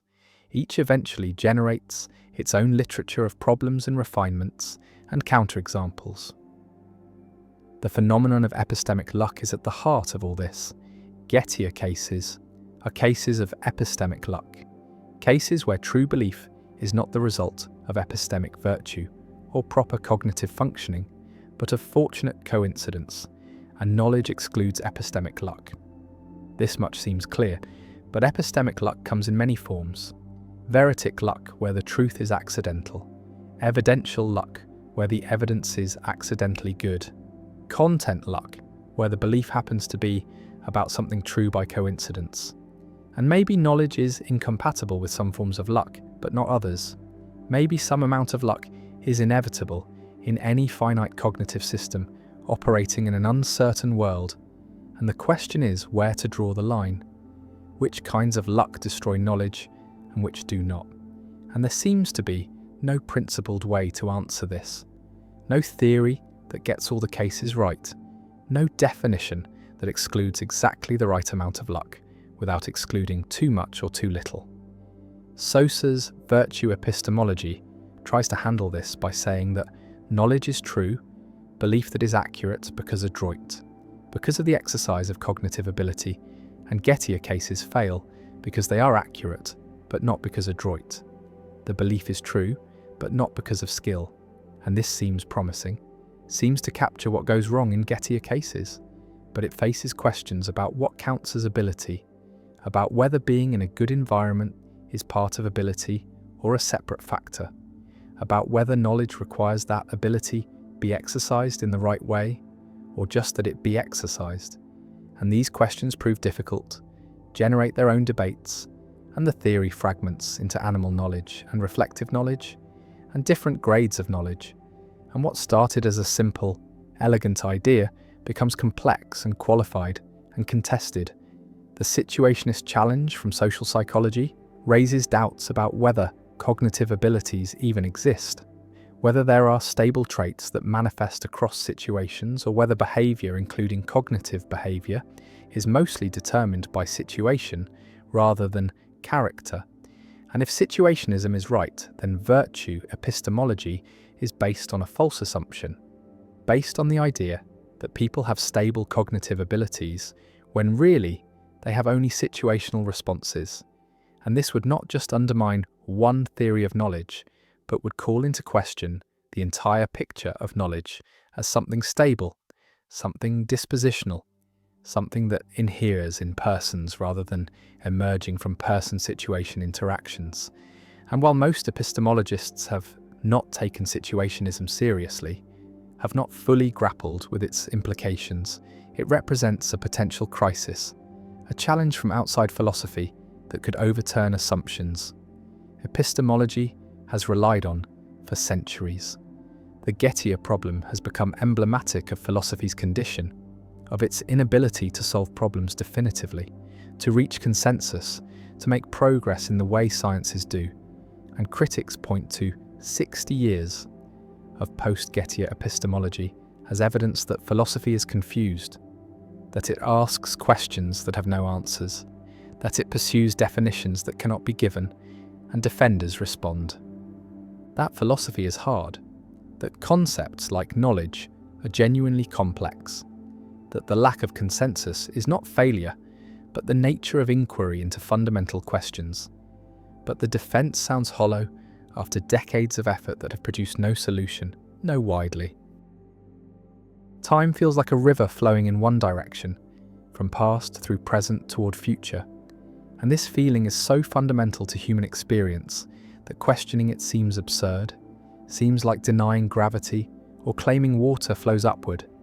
But the feeling of time's flow is not a direct perception of reality, but a construction, a story. The brain tells about the relationship between events. And when physicists examine the universe at its most fundamental level, they find no flow, no arrow, no distinction between past and future written into the equations, find only a four-dimensional block where all moments exist simultaneously, where what humans call past and what they call future are just directions in space-time no different than up and down. And this creates a profound puzzle, a gap between how time appears in experience and how it exists in reality, between the subjective sense of moving through time and the objective structure that contains no movement, only arrangement, only the geometry of causation. And this gap suggests that the experience of time is not a feature of the universe, but a feature of consciousness. Not something discovered, but something manufactured. and understanding how this manufacturing happens, how the brain constructs the illusion of flow from raw sensory data and memory and anticipation, reveals something strange about what humans are, about how awareness works, about the mechanisms that create the sense of being a continuous self moving through a series of moments, rather than what might actually be the case, which is that there is no continuous self, and there are no discrete moments, but only patterns of neural activity that interpret themselves as experiencing time, when really they are just responding to change, just processing difference, just comparing present states with stored representations of past states, and calling that comparison memory, calling that experience history,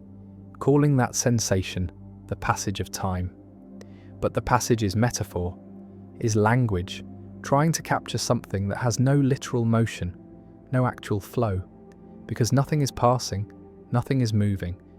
There is only the fact of change, the fact that one configuration of matter gives way to another configuration, and the brain, being a system that persists across configurations, that maintains some continuity of structure even as its content shifts, interprets this persistence as duration, as a self that endures, as an identity that travels from then to now. But the travelling is illusion. The self at each moment is different from the self at every other moment, shares some patterns, some connections, some information, but is not the same thing, is not a substance that moves but a process that recurs. And what is called the experience of time is really the experience of this process recognizing its own recurrence, noticing that the current pattern resembles previous patterns, that there is continuity even though there is no identity, that memory creates the appearance of a past that the present self once inhabited, when really the past exists only as traces, as modifications to neural structure, as information encoded in synaptic weights. And these traces are not recordings, are not faithful representations, are reconstructions, are guesses about what must have happened based on fragmentary evidence. And every time a memory is recalled, it is reconstructed slightly differently, is altered by the present context, by current beliefs, by subsequent experiences, and so the past is not fixed, is not a stable foundation upon which the present stands, but is constantly being rewritten, constantly being adjusted to fit the story. The brain is telling about who it is and how it got here, and this means that personal history is fiction, not in the sense of being deliberately false, but in the sense of being narrative, being shaped by the requirements of coherence and meaning, rather than by pure correspondence to what actually occurred. And what actually occurred is anyway inaccessible, is gone,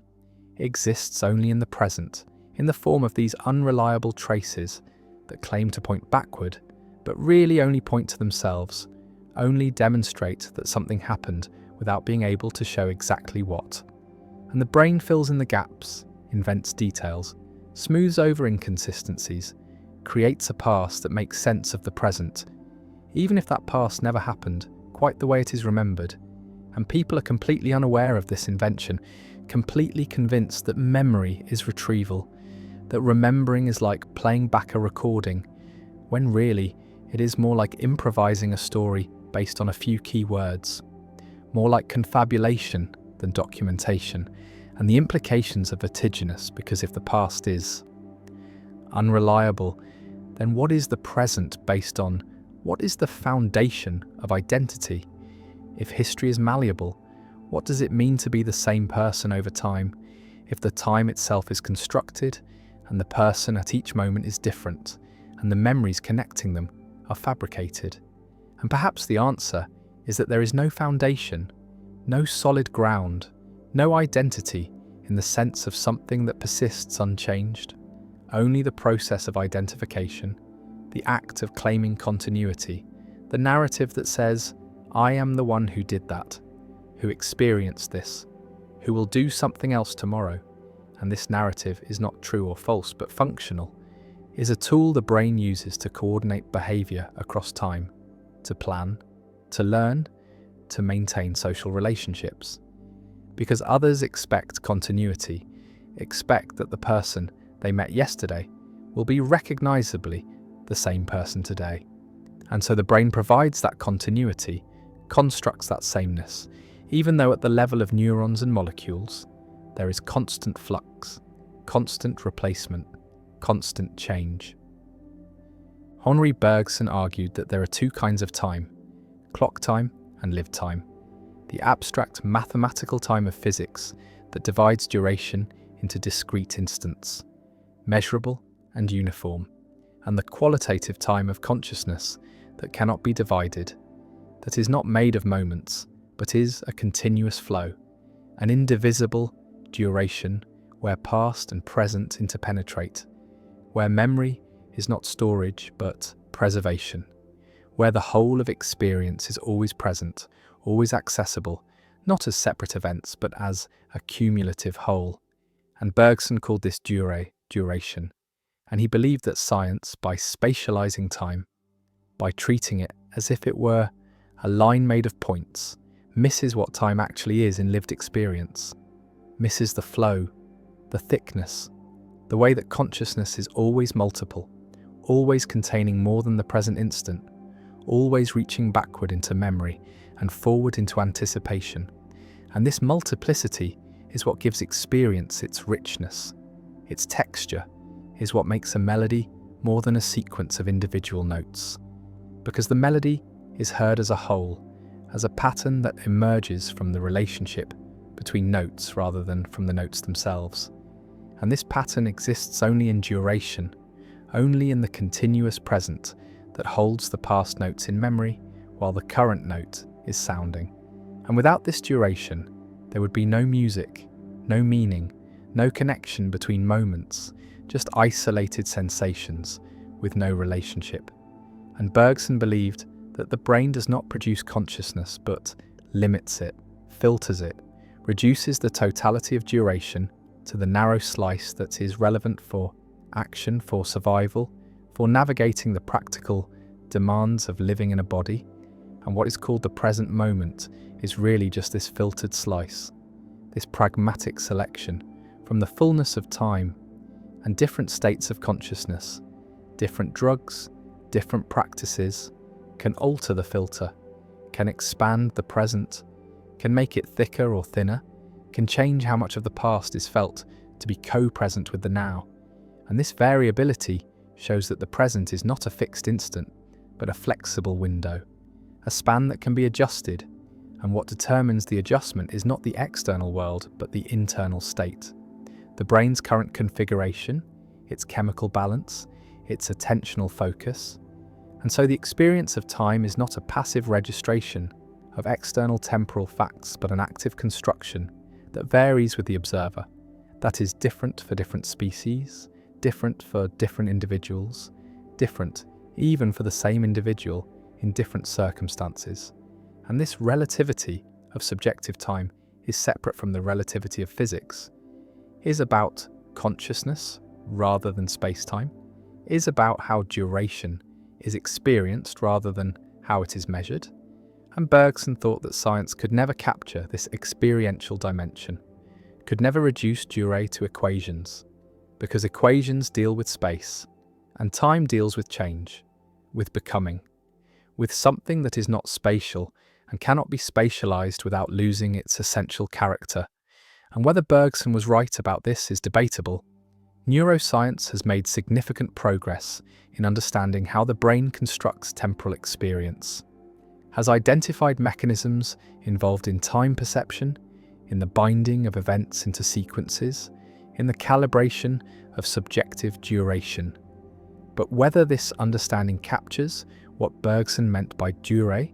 whether it explains the qualitative feel of time passing, is less clear, is perhaps another instance of the explanatory gap, the hard problem of consciousness applied to temporality. The question of why there is something it is like to experience duration, rather than time just being a parameter in neural computations without any felt quality, without any phenomenology. The specious present, a term coined by William James, refers to the fact that what is experienced as now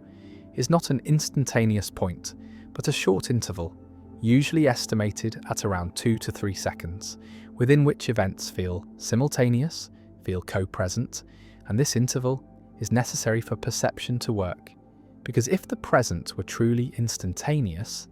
if it had no duration, then there could be no perception of motion, no perception of change, no perception of anything except static snapshots, with no connection between them. And so, the brain creates a window, a moving window that slides along the timeline, integrating information from the immediate past with information from the present instant. And within this window, there is no sense of before and after. Everything feels like it is happening now. And only when events fall outside the window do they become past, become memory, rather than perception. And the edges of this window are not sharp, are not clearly defined. There is a gradient where the recent past fades into history and the immediate future emerges into anticipation. And this fuzziness is why temporal order judgments are difficult, why people often cannot tell which of two closely spaced events occurred first,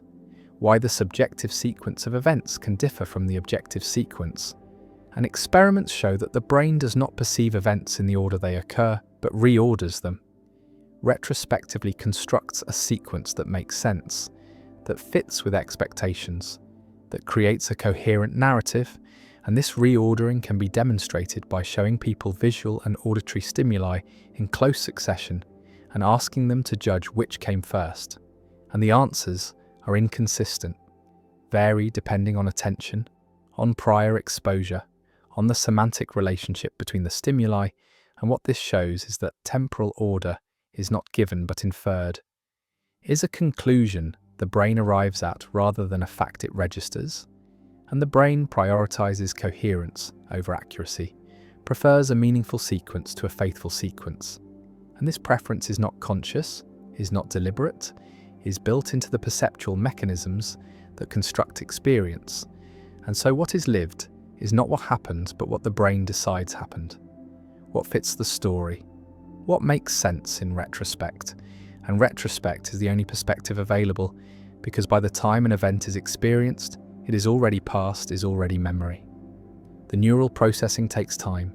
The signal has to travel from sense organs to cortex, has to be integrated, interpreted, bound into a unified percept. And all of this happens in the past, in the few hundred milliseconds before the event enters awareness, and so consciousness is always behind, always lagging, always commenting on what has already occurred, and the sense of being present, of experiencing now, is an illusion created by the brain, backdating its own representations, stamping them with a time signature that says this is happening now, when really it happened a moment ago. And the moment ago is imperceptible, is hidden by the smoothness of the construction, by the fact that the lag is constant and so feels like zero, feels like immediacy, when really there is a gap, a delay, a space between occurrence and awareness that is filled by processing, by the mechanisms that turn raw sensation into coherent experience. And within this gap, anything can happen. Any reordering, any editing, any adjustment that makes the story work. And there is no way to catch the brain in the act. No way to compare the experience to the reality, because the experience is the only access to reality, is the only data available. And so the illusion is perfect, is undetectable from within, can only be inferred from indirect evidence, from experiments that catch the brain making mistakes, from situations where the constructed sequence contradicts the known sequence, and these situations are rare, require careful setup, because most of the time the construction is accurate enough, is close enough to the actual order of events, that no discrepancy is noticed, no problem arises, and this is what the mechanisms are optimized for. Not perfect accuracy, but sufficient accuracy, good enough to navigate the world, to avoid predators, to catch prey, to coordinate action with perception, and beyond that threshold, there is no selective pressure, no reason for the system to be more precise, and so it is not. And the sloppiness is revealed only in edge cases, only when looked for, only when the philosopher or the neuroscientist designs experiments to probe the boundaries of temporal perception and discovers that the boundaries are not where common sense suggests they should be. Memory is not storage but transformation, not preservation but reconstruction, and every act of remembering changes what is remembered, alters the trace, modifies the engram, and this modification is not corruption, is not failure, is the way memory is supposed to work, because the function of memory is not to record the past but to inform the future, to extract patterns from experience that will be useful later, to generalize, to abstract, to create rules and heuristics that apply across situations. And this requires flexibility, requires that memories be updated when new information arrives, when context changes, when the significance of an event is reinterpreted in light of subsequent experience. And so memory is always current, is always reflecting the present state of understanding. And this is why eyewitness testimony is unreliable, why people can be completely confident in memories that are completely false, why families argue about what happened because each member remembers it differently, and each is certain their version is correct, and all of them are wrong. All of them are remembering not the event, but the last time they remembered the event, and each remembering leaves a new trace, slightly different from the previous trace, and over time the memory drifts, diverges from what actually happened, and there is no original to compare it to, no master copy that remains unchanged. The first encoding is itself an interpretation, is already shaped by attention, by expectation, by emotion, by all the factors that determine what gets noticed and what gets ignored. And so from the beginning, memory is selective, is partial, is biased, and every subsequent recall adds another layer of bias, another round of reconstruction. And what remains after years is often more fiction than fact, is a story that has been told and retold so many times that it has taken on a life of its own, has become part of identity, part of the narrative of who I am and where I came from. And this narrative is precious, is defended against contradiction, is maintained even in the face of evidence, because it is not just information, is not just data, is meaning, is the framework through which life makes sense, and threatening the memory is threatening the self, is suggesting that the person is not who they think they are, that the past they rely on is unreliable. And most people cannot tolerate this suggestion, reject it, become angry, double down on their version, and this rigidity is not stubbornness, but self-protection, is the mind defending its coherence, maintaining its integrity against fragmenting forces, and the alternative, accepting that memory is unreliable, that the past is uncertain, that identity is built on sand, is too destabilizing for most, is a kind of epistemological vertigo that threatens to dissolve the ground beneath everything. And so the illusion is maintained, the confidence is preserved, the memory is trusted even though it should not be. And life continues on this foundation of useful fictions, of pragmatic falsehoods, of stories that are not true but are necessary. And perhaps truth is not the right criterion. Perhaps what matters is not whether the memory corresponds to what happened, but whether it serves the present, whether it helps navigate current challenges, whether it contributes to functioning. And by that standard, most memories are good enough, are functional, even if they are not accurate, even if they are inventions, even if the past they depict never existed except in the retrospective construction that claims to be reporting it. And this is the deepest illusion of time, not that it flows or that the present is specious or that duration is constructed, but that there is a past at all, that history is something that happened rather than something that is happening now, in the present, in the act of remembering, in the process of telling the story. And the past that is remembered is not behind, is not earlier, is right here, is present, is part of the current configuration of neural states. And saying it is past is just a way of talking about certain kinds of present states, the ones that claim to refer to earlier configurations. But the earlier configurations are gone, do not exist, cannot be accessed, and what remains is only the claim, only the reference, only the trace that says, this is a memory, this is about then, but the saying is happening now, is present. And so the past collapses into the present, is revealed to be a mode of present experience rather than a separate domain. And if the past is present, then the future is too, is also a mode of current experience. The anticipation, the planning, the fear and hope and expectation that constitute futurity, and these are present states as well, are neural activity happening now that interprets itself as being about later. But the later never comes, never is experienced, because when it arrives it is now, is present,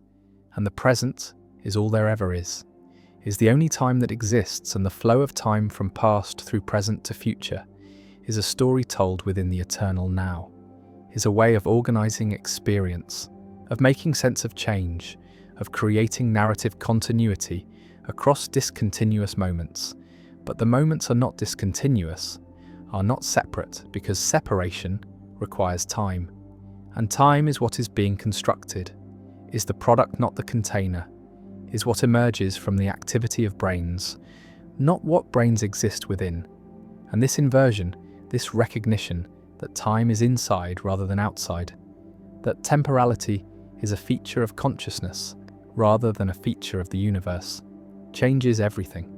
makes the question not what time is but how time is made, not when things happen, but how happening is experienced, not whether the past is real, but what reality means when applied to something that exists only as a present claim about a vanished state. And these questions have no final answers,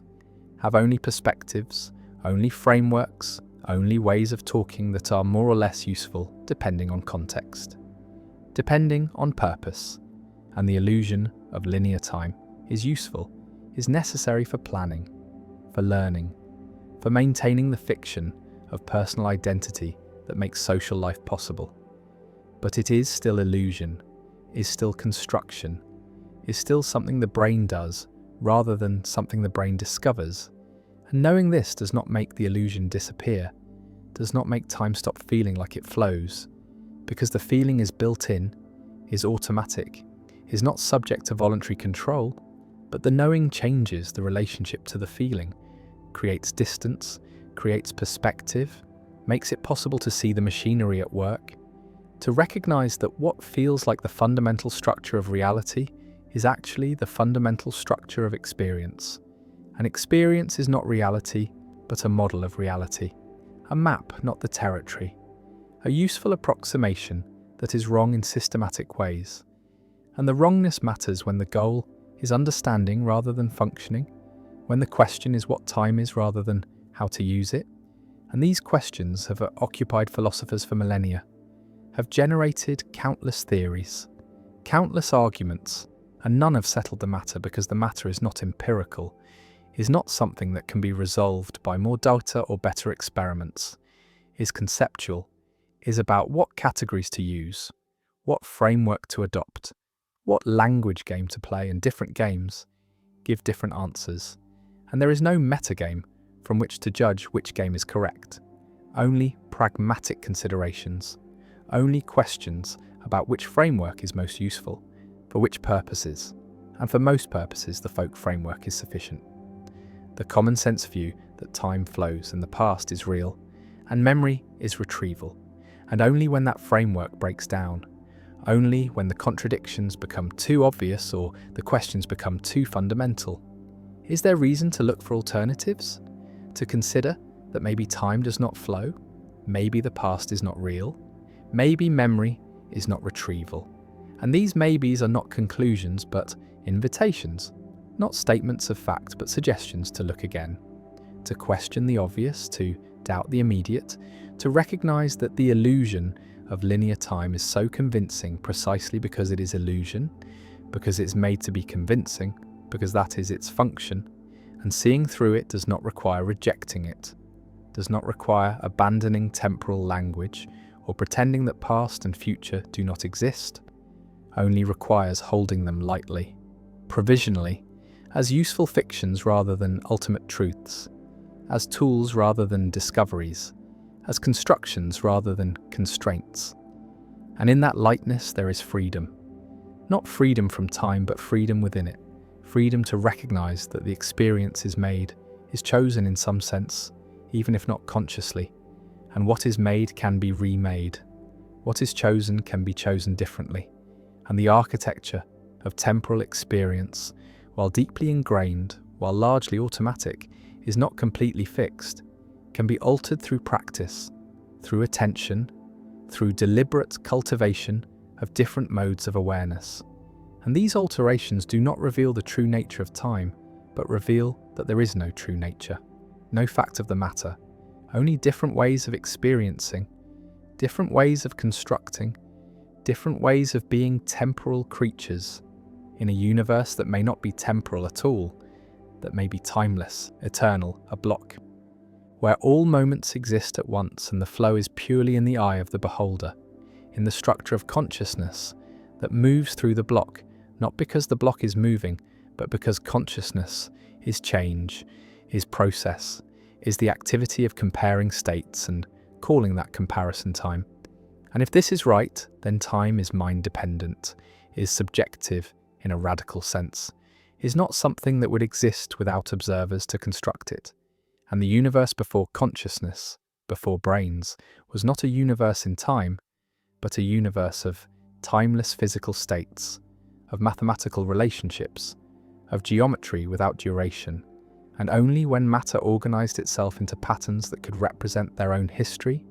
that could compare past states with present states, did time emerge. Did temporality become a feature of the world? Not of the physical world, but of the phenomenal world. The world is experienced, and this emergence is recent, is evolutionary. Recent is less than 1 billion years old in a universe that is 14 billion years old. And for most of the universe's history, there was no time, no flow, no past or future, just configurations of matter energy, obeying laws that contain no temporal asymmetry, no preferred direction. And even now, time exists only locally, only in the small pockets of the universe, where consciousness has emerged, where nervous systems have evolved the capacity to construct temporal narratives. And the rest of the universe remains timeless, remains a four-dimensional block. And what is called the flow of time is the motion of awareness through that block. And the motion is not in the block, but in the awareness. Is a property of minds, not of space-time. And this might be the final truth about time, that it is ours, that we made it, that the illusion of linear time is not an illusion of time, but the creation of time, the bringing into being of something that would not otherwise exist. And in that creation, there is something profound, something that makes consciousness significant, not because it reveals the world, but because it transforms the world, adds temporality to what was timeless, adds meaning to what was bare fact, adds story to what was merely structure. And whether this addition is valuable, whether time is something worth creating, is a question each moment must answer for itself, right here in this specious present that claims to be flowing, but is really just being, just the fact of awareness watching itself and calling that watching time. Meaning was not invented, but was given, was not constructed, but was inherited, was not the product of individual reflection, but was the air that was breathed, the framework that was absorbed, the structure that made sense of suffering, of labor, of death, of everything that otherwise would be unbearable. And this given meaning came from stories, from gods, from hierarchies that extended beyond the human into the cosmic, into realms where purposes were assigned, where roles were fixed, where every life, no matter how small, had significance, because it was part of a larger pattern, a divine plan, a cosmic order that justified suffering, that explained inequality, that made death not an end, but a transition. And the transition was to something, was leading somewhere, was part of a narrative that continued beyond the visible, beyond the mortal, beyond the contingent facts of this world, into eternal truths that grounded everything. And the grounding is what modernity has lost. is what the Enlightenment destroyed, is what science dissolved by showing that the cosmic order was projection, was fiction, was the human need for meaning imposed onto a universe that has no meaning, that cares nothing for human purposes, that operates according to laws that are indifferent to whether anyone suffers or flourishes. And the indifference is what modern consciousness must confront, must live with, must somehow survive, and the survival is difficult, is producing the crisis that thinkers have been naming for centuries. The meaning crisis, the disenchantment, the death of God that Nietzsche announced, not as celebration, but as diagnosis, as the recognition that the framework had collapsed, that the stories no longer worked, that the gods were no longer believable. And the unbelievability was not failure of faith, but was the inevitable result of knowledge, of the scientific worldview that explained through mechanism what had been explained through purpose, that showed causes where there had been reasons, that revealed the universe to be vast and old and empty of anything like human meaning. And the emptiness is what modern consciousness inherits, is the vacuum that religion once filled, is the absence that creates the crisis, because humans need meaning, are built to seek it, are suffering without it, are experiencing the pointlessness as pathology, as depression, as the epidemic of despair that characterizes wealthy secular societies, where material needs are met but existential needs are not, where comfort is abundant but purpose is absent, where life is long but feels empty, and the emptiness is not new, but the awareness of it is new, is the result of losing the stories that made the emptiness tolerable, that covered it over, that provided the illusion of significance. An illusion is what the religious frameworks were. But they were functional illusions, were useful fictions, were false but necessary. And the necessity is what modernity has trouble acknowledging, has trouble accepting, because modernity is committed to truth, to science, to the rejection of comfortable lies, but the rejection has costs, is leaving people without the resources to make sense of existence, without the narratives that make suffering meaningful, without the structures that provide purpose. And purpose cannot be manufactured, cannot be created through individual will, cannot be generated by deciding to care about something, because caring requires reasons, and reasons require frameworks, and frameworks are inherited, not invented, are received, not constructed, are given by cultures, by traditions, by the accumulated wisdom of generations who faced the same emptiness and created stories to fill it. And the stories worked not because they were true, but because they were shared, were collective, were providing roles and meanings that were recognized by others, that were part of a social world where purpose was public, was confirmed, was real in the way that social facts are real. And social facts require agreement, require participation, require that people act as if the meaning is there, and the as if is what modernity has trouble with, is what secular consciousness resists, because acting as if seems like pretending, seems like bad faith, seems like the self-deception that Sartre warned against. And so modern individuals are caught between the need for meaning and the inability to believe in the sources of meaning, between the hunger for purpose and the knowledge that purpose is not inherent but is imposed, is constructed, is chosen. And chosen meaning feels arbitrary, feels thin, feels like it could be otherwise, and therefore feels like it is not really meaning at all, but is just preference, just a subjective valuing that has no grounding, no justification, no claim to be anything more than personal taste. And taste is not enough, is not providing the weight that meaning requires,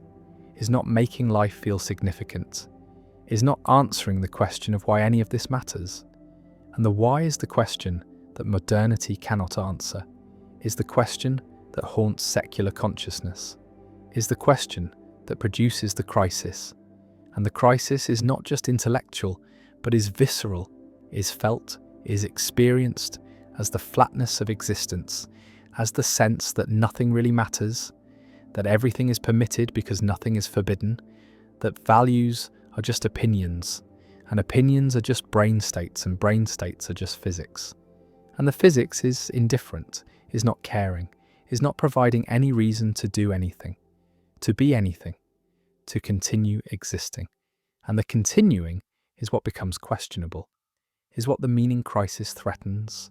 is why suicide rates rise, why despair spreads,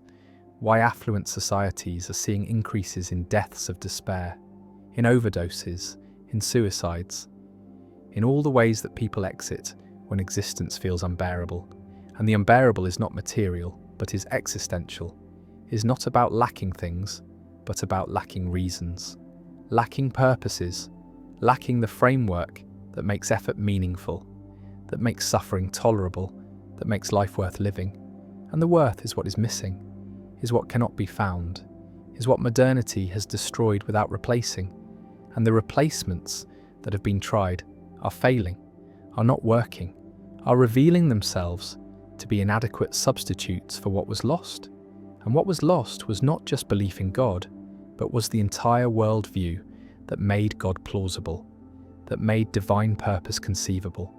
that made cosmic meaning possible. And the possible is what has been eliminated, is what science has shown to be projection, to be anthropomorphism, to be the mistaken attribution of human qualities to the universe. And the mistake is understandable, is natural, is the way that consciousness makes sense of the world. But it is still mistake, is still error, is still something that cannot be sustained once knowledge advances, once the mechanisms are understood, once the causes are revealed and the revealing is irreversible, is not allowing return to innocence, is not permitting the restoration of belief, is creating the permanent condition of disenchantment, of knowing that the meanings are not discovered but are created, are not inherent but are imposed, and the imposed cannot carry the weight that the discovered could carry, cannot provide the grounding that the inherent provided, cannot make life feel significant in the way that cosmic purpose made it feel significant.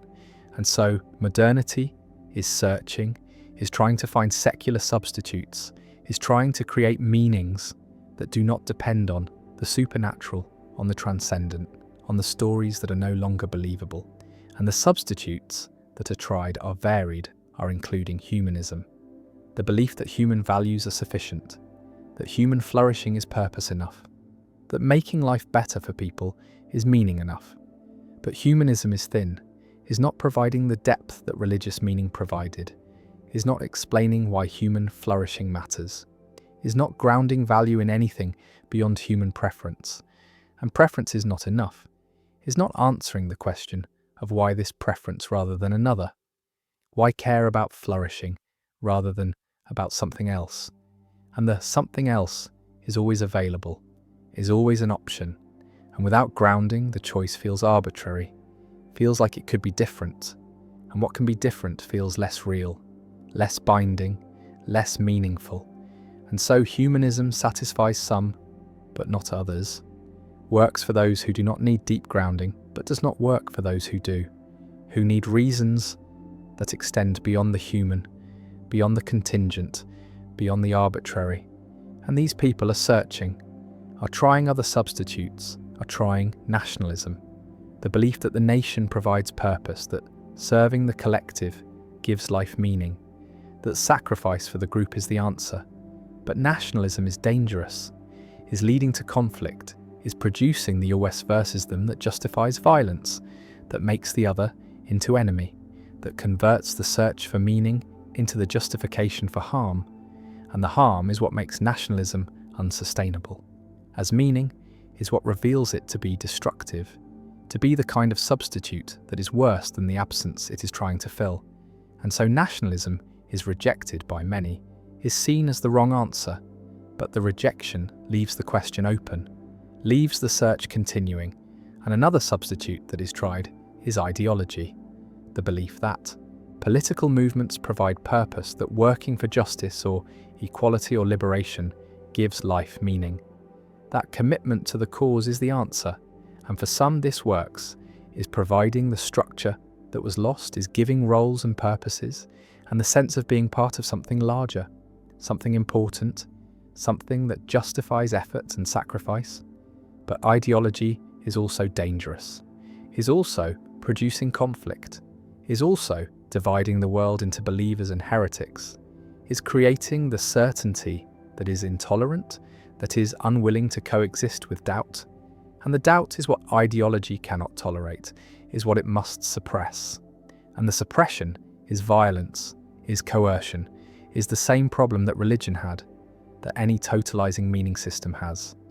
which is that it cannot allow alternatives, cannot permit questioning, cannot coexist with the plurality that modernity also values, and so ideology is failing as substitute, is producing as much harm as good, is not solving the meaning crisis, but is creating new problems, new conflicts, new reasons for despair, and the despair is what remains, is what continues, is what characterizes modern consciousness, when all the substitutes are tried and found wanting, when the search for meaning exhausts itself, when the recognition arrives that maybe meaning cannot be found, cannot be manufactured, cannot be created through individual or collective will, because meaning was never something that humans made, but was something they received, was given by frameworks that emerged over centuries, that were refined through generations, that worked because they were inherited, not because they were chosen, and choosing meaning is the modern problem, is the thing that modernity demands, but that consciousness cannot do, because choice requires reasons, and reasons require grounding, and grounding is what is missing, is what was lost with the death of God, with the collapse of cosmic purpose, with the recognition that the universe is indifferent, and the indifference is the truth, is what science reveals, is what honesty requires accepting, and the acceptance is what some philosophers advocate, is what Camus called absurdism, is the response that acknowledges the meaninglessness while refusing to be destroyed by it, that confronts the absurd without fleeing into suicide or into false hope, that lives with full awareness of the void while continuing to live, while continuing to act, while continuing to find moments of joy and connection and beauty, even though none of it means anything in the cosmic sense. None of it matters beyond the moment.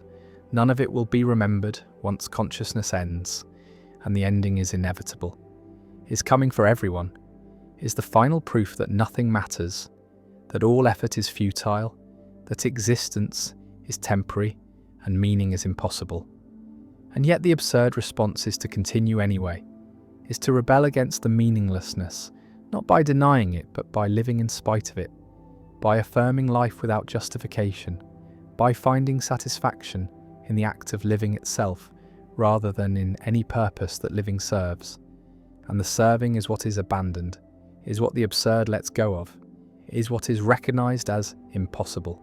And the impossible is what modernity must accept, must live with, must somehow survive.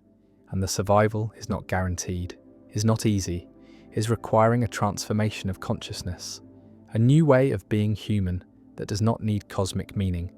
that does not require divine purpose, that can tolerate the void without filling it, that can live with the knowledge that existence is contingent, that meaning is constructed, that everything could be otherwise. And the otherwise is what makes nothing necessary, nothing absolute, nothing secure, and the insecurity is the permanent condition, is what modernity offers, is what the horizon of meaning looks like when the horizon keeps receding, when the destination is revealed to be illusion, when the search is recognized as endless because there is nothing to find, no meaning to discover, no purpose to uncover, only the void, only the emptiness, only the silence of the universe that does not answer, that does not care, that does not provide what humans need. And the need is real, is not going away, is producing the crisis that may not have solution, that may be the permanent condition of secular consciousness,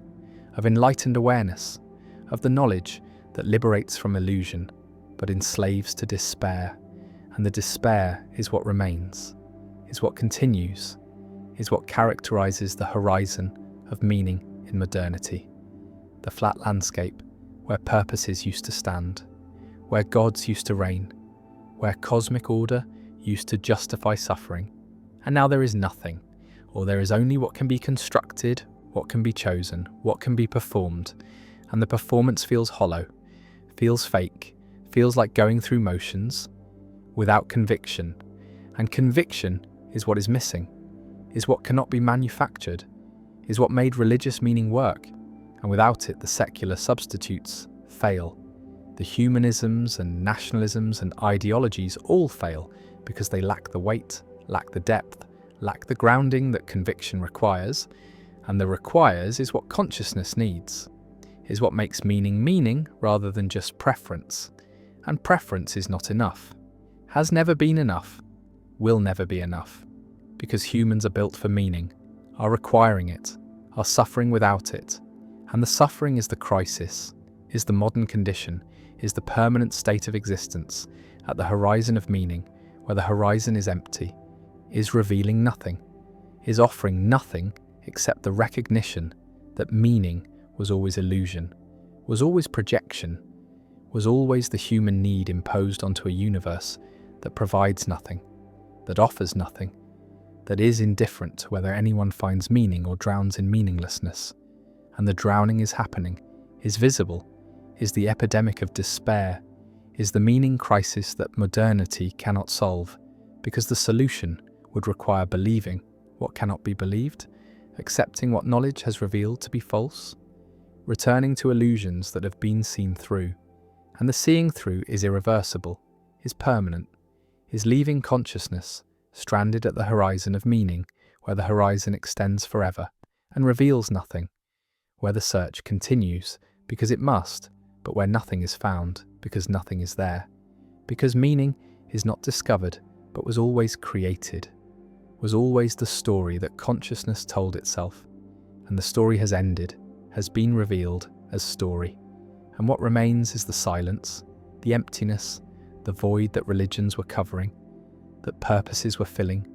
that cosmic orders were organizing, and the organizing is gone, is lost, is leaving consciousness alone with existence, with the fact of being without the reason for being, with life without purpose, with experience without significance, and the without is the horizon, is what modernity sees when it looks for meaning, and the looking continues, must continue, because consciousness cannot stop seeking what it needs. But the seeking finds nothing, reveals nothing, discovers nothing except the fact that there is nothing to discover, that the horizon is empty, that meaning is absent, that purpose is impossible, and the impossible is what must be lived with, must be endured, must be survived, and the survival is what absurdism attempts, what Camus offered, what some find sufficient, but many do not, many cannot, many are destroyed by the emptiness, by the meaninglessness, by the recognition that nothing matters and nothing can be done to make it matter. And the cannot is the tragedy, is the modern condition, is the permanent crisis at the horizon of meaning, where meaning has ended, where purpose has collapsed, where existence continues but significance does not, and the does not is what remains, is what persists, is what characterizes life at the horizon, where the horizon is empty, where the search reveals nothing, where consciousness is alone with its need for meaning in a universe that provides none, that offers none, that will never provide any, because meaning is not there, was never there, is only here in consciousness, in the stories that are told, in the illusions that are maintained, and the maintaining is what modernity cannot do, is what knowledge prevents, is what honesty forbids, and so the crisis continues,